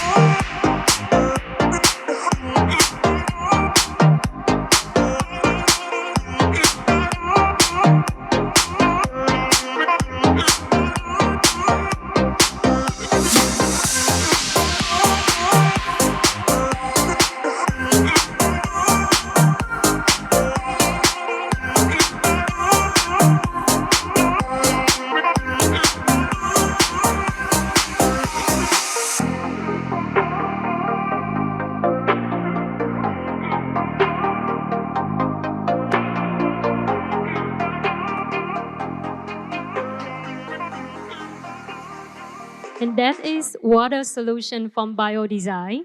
Now please give us a minute to prepare the stage for our panelists.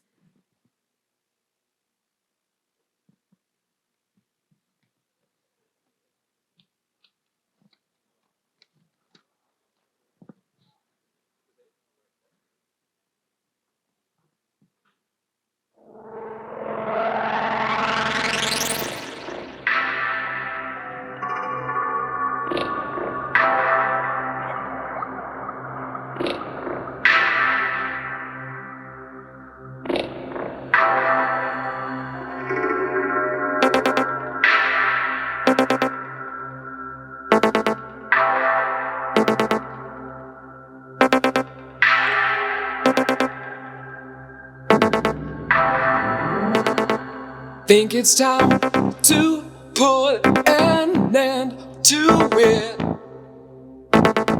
Try to clean my head again.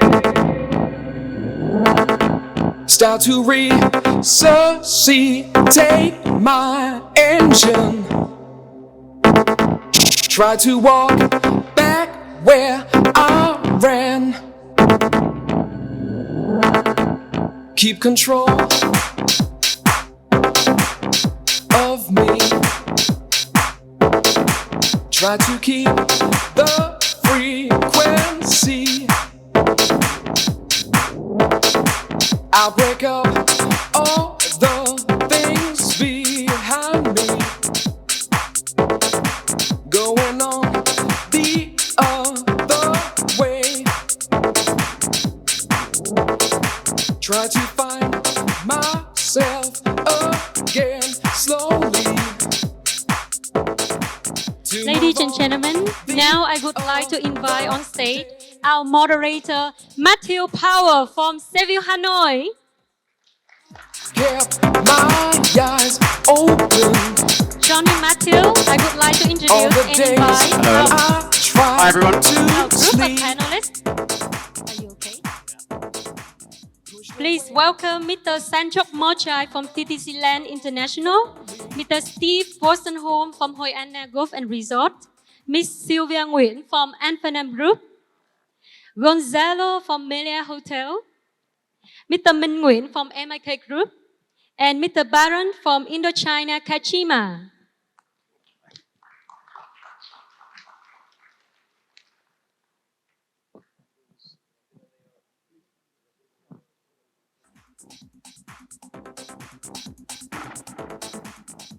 Well, thank you, Mauro. Thanks for leaving us to last. I can see a lot of glazed over eyes. I think everyone's ready for the Hoscar evening. Just while everyone's sitting down, we're going to be touching on branded residences, the luxury segment, and how we can access the real estate market. Thank you to all the panelists for being here today. We've got a great group, investors, developers, operators. So I think we'll keep it fairly fast-paced so we can get through the event and go for a drink with Mauro afterwards. So what I'd like to do is ask the panelists just to introduce yourselves, who you are, what you do, and what your company does in Vietnam or the region. Let's start with Sanoj, welcome. Yeah, good evening, everyone. My name is Sanjog. I'm from the TCC Group. Welcome to our hotel. This is one of our assets. I take care of the overseas hotels for TCC, which is hotels from the US till Southeast Asia, including Australia. So I'm very happy to be here and share some good thoughts with everybody. Thank you. Thank you. Hello, everyone. Thank you for having me. We're Alphanam Group. We do real estate, manufacturing and services, investment, hospitality. We're Marriott owner, ISG owner, and as of yesterday, also Accor owner. So I guess that's why I'm Congratulations. on the panel. We saw the signing yesterday. Thank you. Good evening, everyone. My name is Steve Wostenholm. I've been in Vietnam for 6.5 years, so thank you, Vietnam. I've enjoyed every minute of it. It's really been great. I'm the CEO at Hoi An, which is a large integrated resort development in central Vietnam. And thus far, we've invested about $1.4 billion, and in total, it's a $4 billion project. I'm here with a colleague of mine, Tran, in the front there, so he's our CDO. So we've got a lot of work to do, but certainly enjoyed every minute of being in Vietnam. Thank you. Hi everyone, my name is Ming. I'm with MIK Group. We're a local developer. We do mostly residential developments, but we do have 3 operating hotels in Phu Quoc. It's ups and downs. Hopefully it won't be hard forever. But it's also, there's a Movenpick, there's a Crown Plaza, and one managed by Gonzalo next to me. We've done a lot of residential in Vietnam, so interesting to see where sort of branded resi takes us in the next few years. Very happy to be here. Thank you. Good afternoon. I'm Gonzalo with Melia. I've been with the company around 23, 24 years.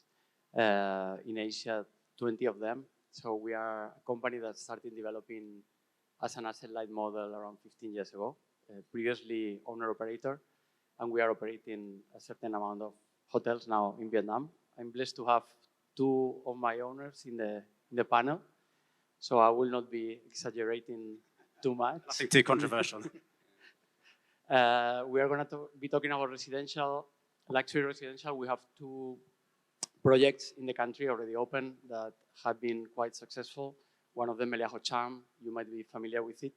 It's a typical condotel model rental pool, plus another one we opened last year in Nha Trang, Gremelia Nha Trang, that is operating now for a while. I think this works. Okay. Hi, my name is Baron Amu. I'm with Indochina Kojima. I actually started in 2004 with Indochina. When we had our first hospitality conference, there were 15 people in the audience and 5 people up here on stage. 3 of them were from the government in 2004. So congratulations to Savills, Mauro and group for this great conference. We are the founders of the Nam Hai. We built the Nam Hai way back when. Mauro likes to call me the founder of branded residences. I don't want to be that old, but we also did the Hyatt Regency in Da Nang, Six Senses Con Dao. We are founders of Wink, the Vietnamese hospitality brand, and also the owners of the Mandarin Oriental going up in Bai Nom. Great. Well, thank you for joining, everyone. We've got a great panel. Let's get into it. Baron, maybe we can start with you as we've got the mic. In 2004, you might not know, but Ming and I were the sales agents for the Hyatt Regency Da Nang. So we've all been in the branded residence. So you can tell that story about branded residences, can't you? Exactly. But welcome back to Indochina Kojima, as I understand. So you've got a great portfolio coming through. As maybe coming back into it, could you give us your take on how you see the market for the rest of this year, and more importantly, going through into next year for branded residences and what your portfolio is looking like? Well, I think, again, you got to put everything in perspective, right? We were pulling live ordinances off the beach in Nam Hai while we were building it and selling $1 million villas when there was only 1 flight a week internationally into Da Nang Airport. So it's all perspective right now for us, Matt. But, listen, I think what the future of brand, first of all, you can see all the trends going up, right? We saw The Economist, we saw Savills present their numbers. I think the one thing that it really rests on is really consumer sentiment, right? All the way around. Investor sentiment, consumer sentiment, both internationally and domestically here. We're obviously coming out of a cloud. It was nice to see The Economist list that real estate will be the focus in 2025. So if we just start getting the engine moving, I think things will move pretty quickly. Given that you've got two fairly, let's say, I wouldn't say polar opposite brands coming through, but given you've got the Wink and the Mandarin coming through, how do you see the ultra luxury branded residence market in the next couple of years? Well, I'm sure my investors are going to watch this recording, so I better make sure it's going to be good, right? But I mean, listen, we're obviously bullish. We're selling $5 million villas on the beach in Bai Nom, so I don't think we can be anything but. Again, I think it really is, and from the fact of Hyatt, if we can reflect on that project for a while, we were scared to death. We opened it right in the middle of the GFC, and we sold 50% of our inventory in 60 days. So you just don't know. And actually, ironically, I would say that even though I'm from Saigon and I like to refer to myself as Saigonese, I think actually the most important market is this. It's Hanoi, actually. And as you know, when we went to Da Nang, most of that real estate was bought by Hanoians. We've seen all the buyers from Hanoi. So maybe we could speak to a Hanoi. And Sylvia, maybe we could talk to you. Alpha Nam has been an extremely successful residential and hospitality developer. How do you see the Alpha Nam strategy for tying that two together and the branded residential piece fitting into your business strategy going forward? I think that branded residences is a very important component to the hotel, not just from a financial standpoint, but from a lifestyle standpoint. More and more people are more affluent. They want to be able to not just enjoy the hotel as a destination for holiday, but also to live the lifestyle, to own the asset that is properly managed, by reputable partners. And we think that that's the reason why we have always, even before branded residences becoming a norm in Vietnam, before it was offered to us by operators, when we designed and did the master planning for the projects 10 years ago, we were already doing it in expectation that this would come. So now we are just sort of closing the loop and signing the projects that has already been laid foundation 5, 7, 10 years ago, when the market is ready. How do you see the increase in demand, particularly from Hanoian or Northern Vietnamese customers? Is that something you see growing? Because you're developing in a few different locations, right? Not just beach resorts. Yes, in my locations, our main source market are still Hanoians like Da Nang, like Sapa, drive-by destinations like Yên Bai, for example. We're still very positive about the northern market, just like my colleague said. I think Hanoi is an important market. People understand this product. People want to have this investment piece. And that's why we are positive about it, obviously moving ahead. Thank you. Maybe I could get Ming's view as the other Hanoian on the bench. Obviously, MIK has got a huge land bank and residential portfolio coming up. What's your hospitality play and how are you tying up with operators and new locations going forward? Yeah, maybe a little bit of background. So I think many people don't know, but from June until now, we've launched and sold about 10,000 units of condos in Hanoi. So that's probably 1.5 billion worth of real estate just in the space of 6 months. And prices, this time last year for that market segment it's sort of high end. It's not luxury product, probably averaging around 2,000, 2,500 US per square meter. But this year we've achieved, a 30, 40% increase. So high-end condos in Hanoi right now starts at around 3,000 US per square meter. And I think, the space is there for developer to really think about how creatively can we bring more value to our customer. I think there's only so much you can do in terms of facilities, in terms of, planning the handover conditions. And I think the next level would be the service and the brand. For our project last year, things like facilities and amenities for residences probably top out around 2% of GFA per product. This year, it's probably gone up to about 5%, but there's not a lot more you can put in terms of facilities. So I think the natural trend is really to look into this space. I think a lot of developers in Vietnam have looked into branded resis already. I think sort of mixed review there, but definitely the scope is there for Hanoi and Vietnam once we go into the sort of $7,000-10,000 US per square meter for condos, which is not unheard of. Like prices in Hanoi right now have been advertised around $7,000 to $8,000 already. So it's interesting space. I know you're very design focused, Ming, and very heavily involved in that. How have you seen domestic consumers, buyers change over the last 10 years, and how are you building that into your, the meetings you're having with the architects now? I think primarily, like we've also have to be, honest with ourselves. Primarily, the market here is still very value driven. I think, the rise in condo prices in the past 6 months or so, especially in Hanoi, is a function of sort of limited supply, very high demand, pent up demand over the past 2 years. But buyers definitely are getting more picky. So like I said, it's there's only so much you can do with the handover condition, sanitary ware, kitchenware, and then you move into the facilities. There's only so much gym space or things you can add. And I think the next level up would be the lifestyle upgrade. It's the small additions to the lobby, the way the project feels, and I think all of those things can be achieved with a nice brand, which essentially is a nice story behind it, right? It's accreditation and story and a brand. And I think that combination of interesting design, a good operator, and a nice story behind a brand, maybe something with heritage would definitely helps bring prices to that $7,000 to $10,000 US per square meter. So thank you, Sanjog. Obviously it's growing rapidly, sector growing in Vietnam, but you're coming to us from Thailand and looking at TCC business globally. What lessons do you think we should be learning from Thailand, and what's your view from the outside looking in? Thank you, Matt.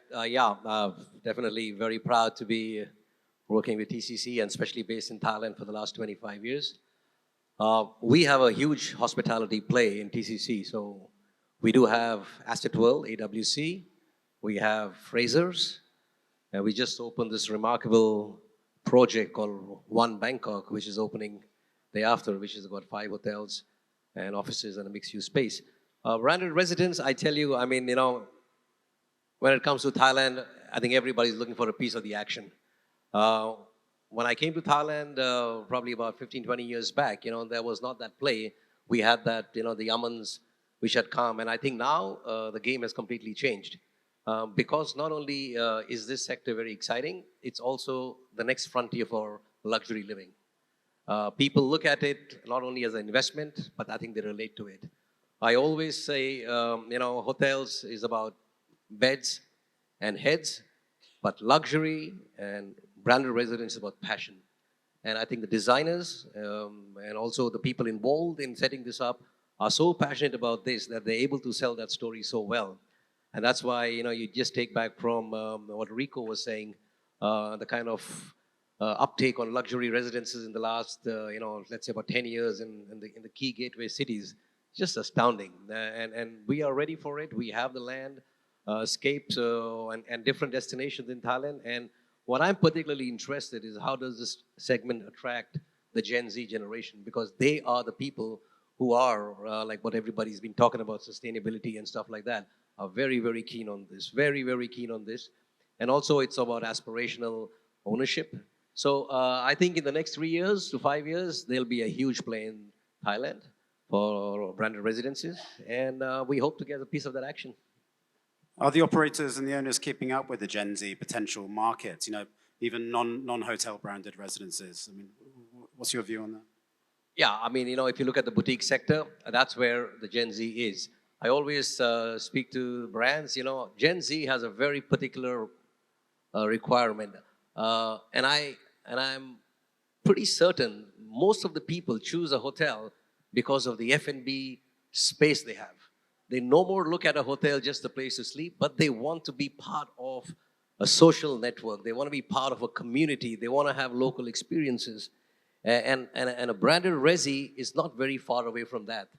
When you can have that whole component, that whole ecosystem around it, I think it's an absolute win-win for everybody. So definitely that's one segment. I think I was in Singapore 2 weeks back. I think that's a big play happening in Singapore as well. So I think everybody's got it right. I think the timing has to be right, and what you're offering to that particular segment is important. Thank you. Thank you. Gonzalo, just to change tack a little bit. So Melia is now at 19 properties across the country, is that correct? So congratulations. I mean, it's been a great run. What's your view on this sector, and what's your view in general on the Vietnam market?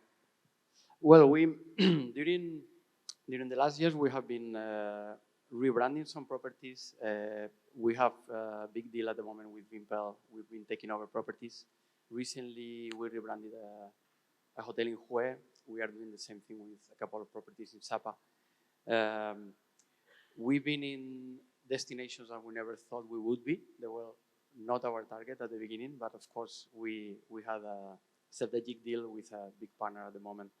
There is a place that we've been aiming for a while, which is Ho Chi Minh City. We've never really had a property in Ho Chi Minh City. We've had Melia Hanoi for the last 30 years, but in Saigon we are not present. Mostly all the destinations in Vietnam are working well. I think Phu Quoc will recover very soon. The numbers are not bad at the moment. And we are probably expecting Nha Trang to perform a little bit better. I think regarding residential condotel branded residence, I think this country is a little bit behind from some of the neighbors. I think Sanjog is very aware of what's happening in Bangkok, for example. Branded resi is a big thing there. In here, there's not enough supply from my point of view of this kind of product. I think during COVID, we all saw what happened. We have a property in Ho Cham, not too far from Ho Chi Minh City, that it was, of course, the demand was overwhelming the supply available there. So I think we've gone a long way. I think the projects that are coming into the pipeline, they are actually quite good. They are mostly branded, which is a very good thing from my point of view, because being a finance guy, when I study investments, I think branded resi condotels is more like a lifestyle choice compared with a financial choice. But there is something that is appealing at the market at the moment. So we are still expanding. We see ourselves opening 3-4 more properties every year. At the moment, I think it's 22 already open. So we are confident to reach 30 properties soon. All right, thank you. Steve, sorry to leave you to last. Hoi Anna, obviously been a resounding success recently. Can you talk us through some of the challenges or opportunity you've seen for Hoi Anna? So you've got a lot on your plate. So you've got the hospitality, the gaming, the integrated resorts, sustainability, the real estate coming through soon. Can you talk us through what you're seeing in this sector? Yeah, just to give everyone a little bit of a brief understanding about what Hoi Anna is. So it's 1,000 hectares of development, and the first phase of the development has now been complete, and it was completed about a year ago at a cost of about $1.4 billion, excuse me. I have no qualms in saying that the sort of foundation of that first phase is a casino, and quite honestly, the casino business in general, the industry in general, has had a little bit of challenge recently.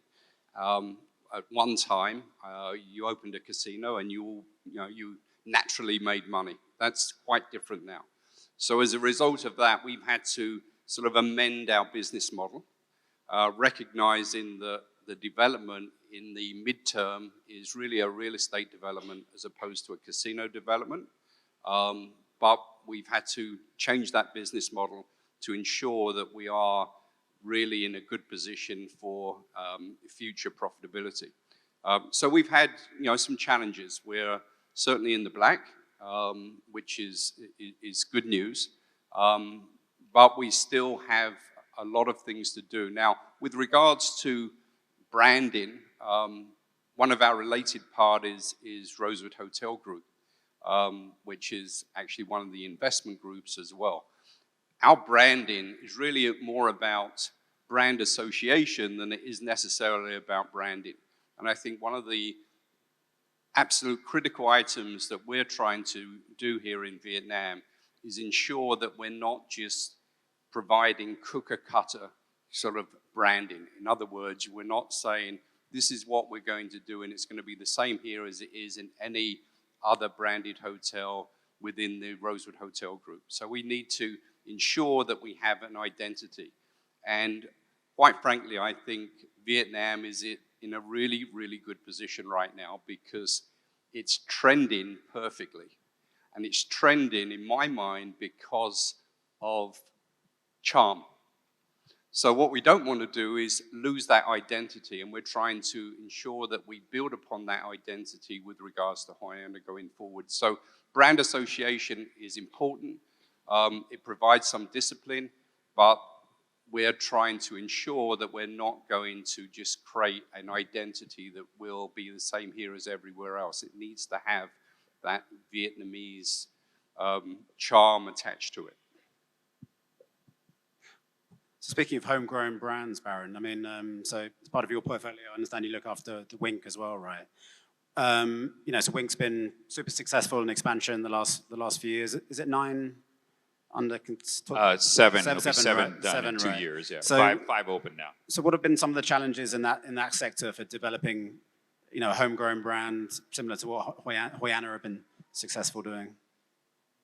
Well, I mean, the list is extremely long. I'm not sure I would do it for the faint of heart. I think you just, listen, I think you just don't underestimate how difficult it is to build your brand equity, right? And I think that's the point, right? And I'm not just talking about a hotel brand. I'm talking about any brand that you're talking about and the investment that you have to make. And it takes years, right?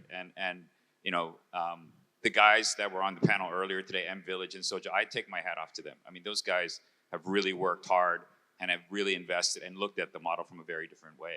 So, for us, I would tell you that our whole core value is to maintain the authenticity.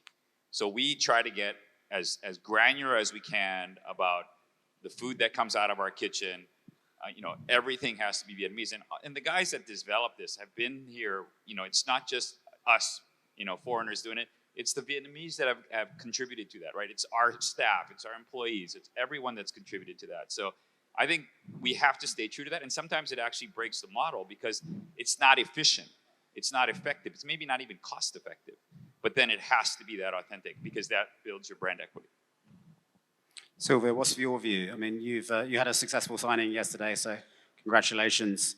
And you've got a number of brand partnerships, and Alphanam has a very strong brand as a developer.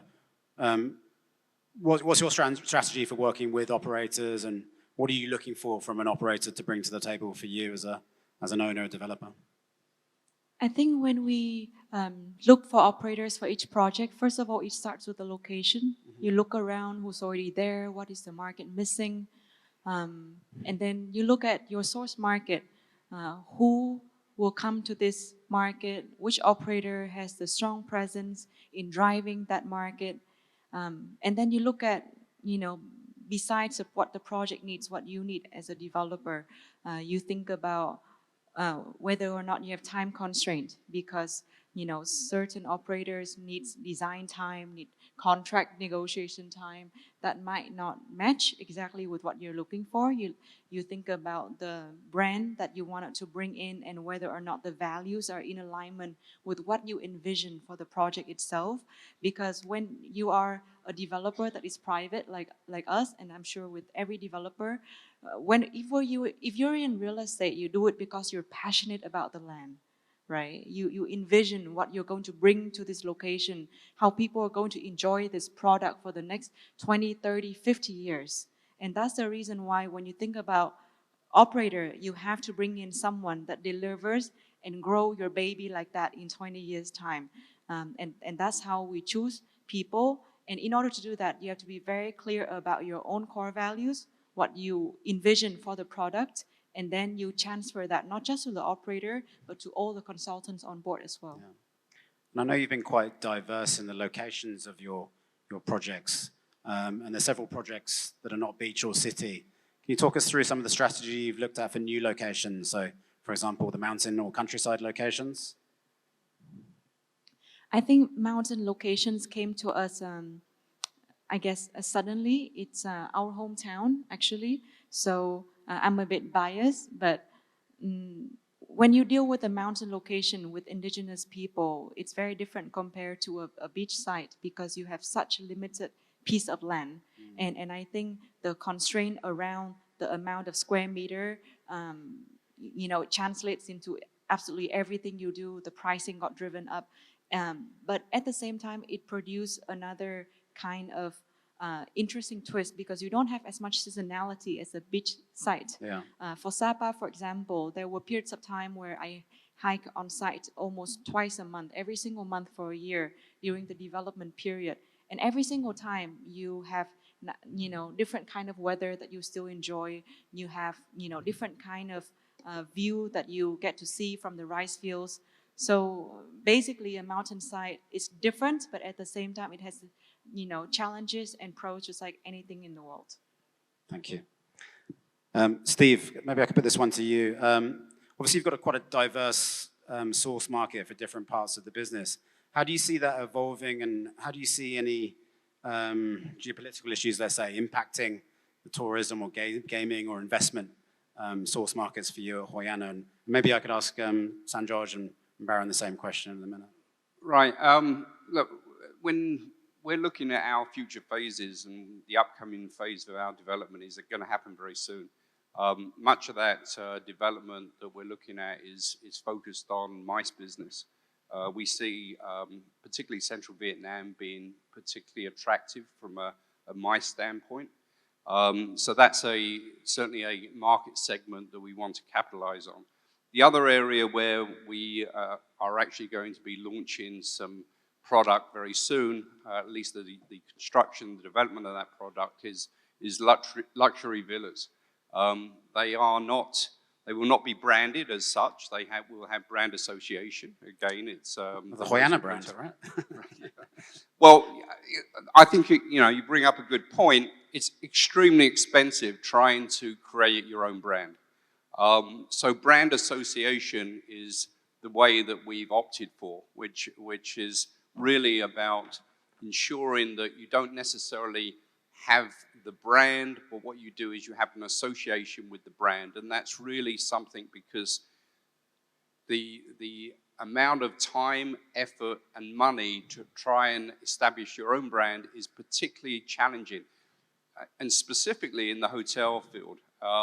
We've also got a golf course, and I think with the golf course it's been easier because you need to get certain recognition, global recognition, but it's a very niche market. But getting brand association with a golf course is far easier than a hotel for sure. It's impossible to get around there, isn't it? Yeah, well, it depends who's playing, right? Well, yeah. I'll ask you. But again, I think it's really about ensuring that we've got our future phases. What is the target market? How we're going to promote that market? And again, I can't emphasize this enough. We're in Vietnam. Let's be Vietnamese, right? And really sort of leverage the feeling that people have about Vietnam right now, because it is incredible. I think people in general, we've seen this. People in Australia, quite honestly, they're a little bit fed up with Bali. They're coming to Vietnam, and that's a great market for us because it's a long-haul market. So we find that these markets that we didn't have in the past are now actually a target market for us. And the other thing that I would say is we are an integrated resort. And normally when people say integrated resort, what does that mean? It means that people come and they stay in your resort and they don't leave it. But that model is not working. It's no longer viable. So what we want to do is to make sure that when people come, they actually experience Vietnam outside. It's like all very well to say you can go to Macau and experience Big Ben, or you can go to Las Vegas and experience the Eiffel Tower. But are you really? No, you're not. You can't. If you want to experience Hoi An, you have to go to Hoi An. So come to the integrated resort, but I provide the facilities that allows people to actually experience the culture of the place that you're located. So talking about the culture and experience, so Gonzalo, so you've got a number of operating villa properties. How have you integrated the Melia brand with the Vietnamese culture and the target markets you've seen? How have you juggled that? Well, so far the experience has been quite good. We started operating this property around 30 years ago, so we do have the experience here. We had the experience of Bali in the past, where we opened a property in 1986. We are lucky to come from a background of owner-operator culture, so we have been able to adapt many of our standards to the Asian way. Some of them, they are very specific to Vietnam, but it's true that we have been a little bit more flexible than other brands in the sense of adapting to the operating standards of the country, but also incorporating local design in the properties here. Thank you.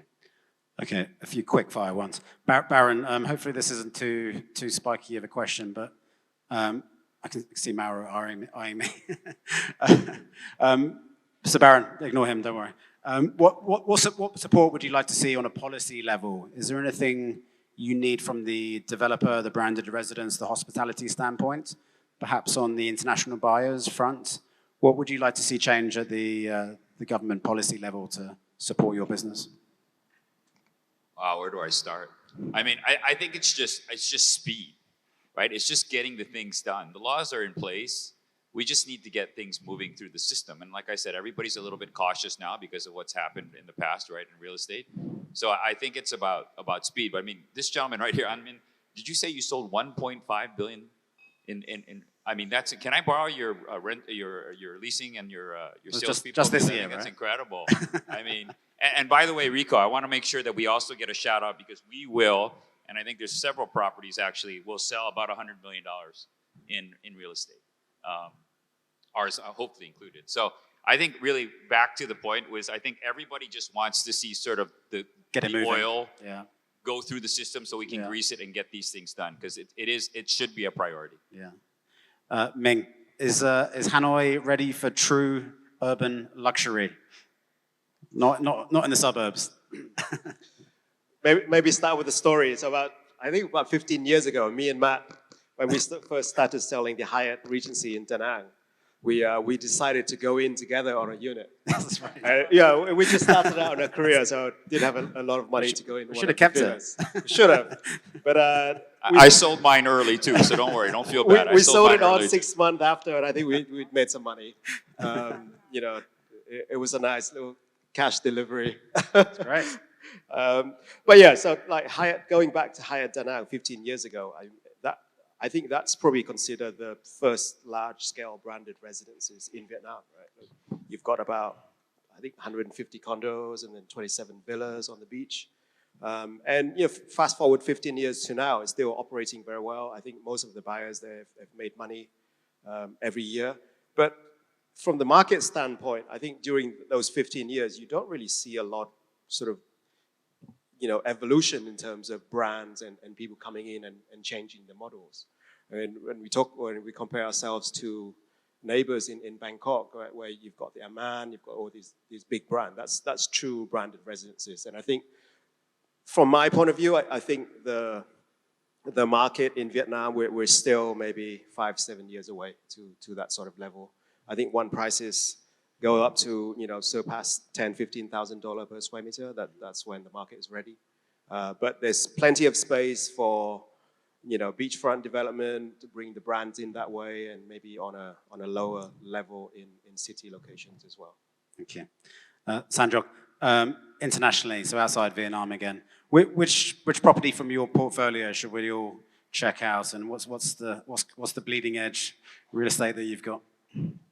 I got a different take a little bit on, I don't see what's in the past. I'm very much interested in what is coming ahead. All our properties are branded with different operators, mostly luxury. What I would like to see, in fact, I'm so delighted every time I come to Vietnam, the potential for boutique luxury.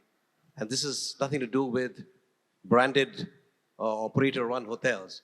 What we are seeing this in Thailand, I think definitely in Vietnam, definitely Indonesia, of course Singapore. I think that for me is the foreseeable future. Rooms, 80 to 110 keys, hotels, but really, really boutique, experiential, having an amazing food and beverage offer. But I think this is where the world is going. I think that's when you're really, really going to see ROI, because sky is the limit when it comes to room rates or ADRs and occupancy in these kind of projects. So my focus, what I see if I had a crystal ball, I would see that owners' passion in developing projects where they actually are translating it into something for a particular focused market. I think that has a huge, huge potential. It's easy for owners to, tap into a global operator as a safe side and say, okay, I want upper scale, middle upper scale, luxury, premium. But I think where you're going to make the difference, which is not the red ocean, which is the blue ocean, is going to be where there's boutique luxury. And this is going to be, I think for me, the future of absolute luxury travel and experiences. I think that's where people are heading, especially if you add wellness to this, it's just mind-boggling the numbers what we see and what's coming. And if you just look at the fitness, how many billion-dollar industry has it become, especially for the travelers? And Rico was talking about branded residences where your bathroom is as big as your living room because people want to feel good in what they do. So I think that's where I would like to see huge amount of attention and traction. Final one for Sylvia. So when we're at MTE 2034, where would you hope Vietnam is going to be then in this sector? What's your crystal ball and what's your hopes for the development of Vietnam? What I hope for Vietnam in 2034 is for all the policies to be a lot clearer. And also might take that long. And also for more flexibility on things such as homeowners associations, rights of contracts. It would just help all of our jobs. Yes. Well, very practical way of looking at it. I should have asked the designer that. All right, I think we're ready to go to the Hosca drinks. So thank you very much to the panelists. Thank you to the audience for having such stamina today and listening to all the presentations. It's been a very useful session. Please feel free to come and grab us will be around, I think, for a while. So thank you very much for joining, and thank you again to the panelists.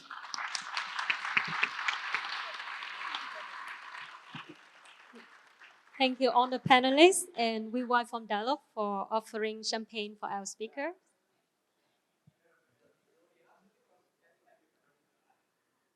Nyung, is the drink open or not? Yes, the drink is, I think, covered.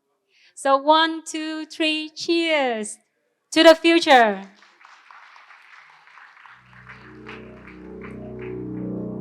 Thank you, everyone. And coming up next, I'll see you in the Hoskanai networking event. And some of you can join the Ministry of Men VIP Lounge on the 3rd floor if you have the placard on hand. I'll see you also in MT Ho Chi Minh City in March 2025. Thank you. Very much. I don't have the things anymore. So have your drink. See us in the Ministry of Men or later. Thank you very much. We got the whole night to go. Thank you.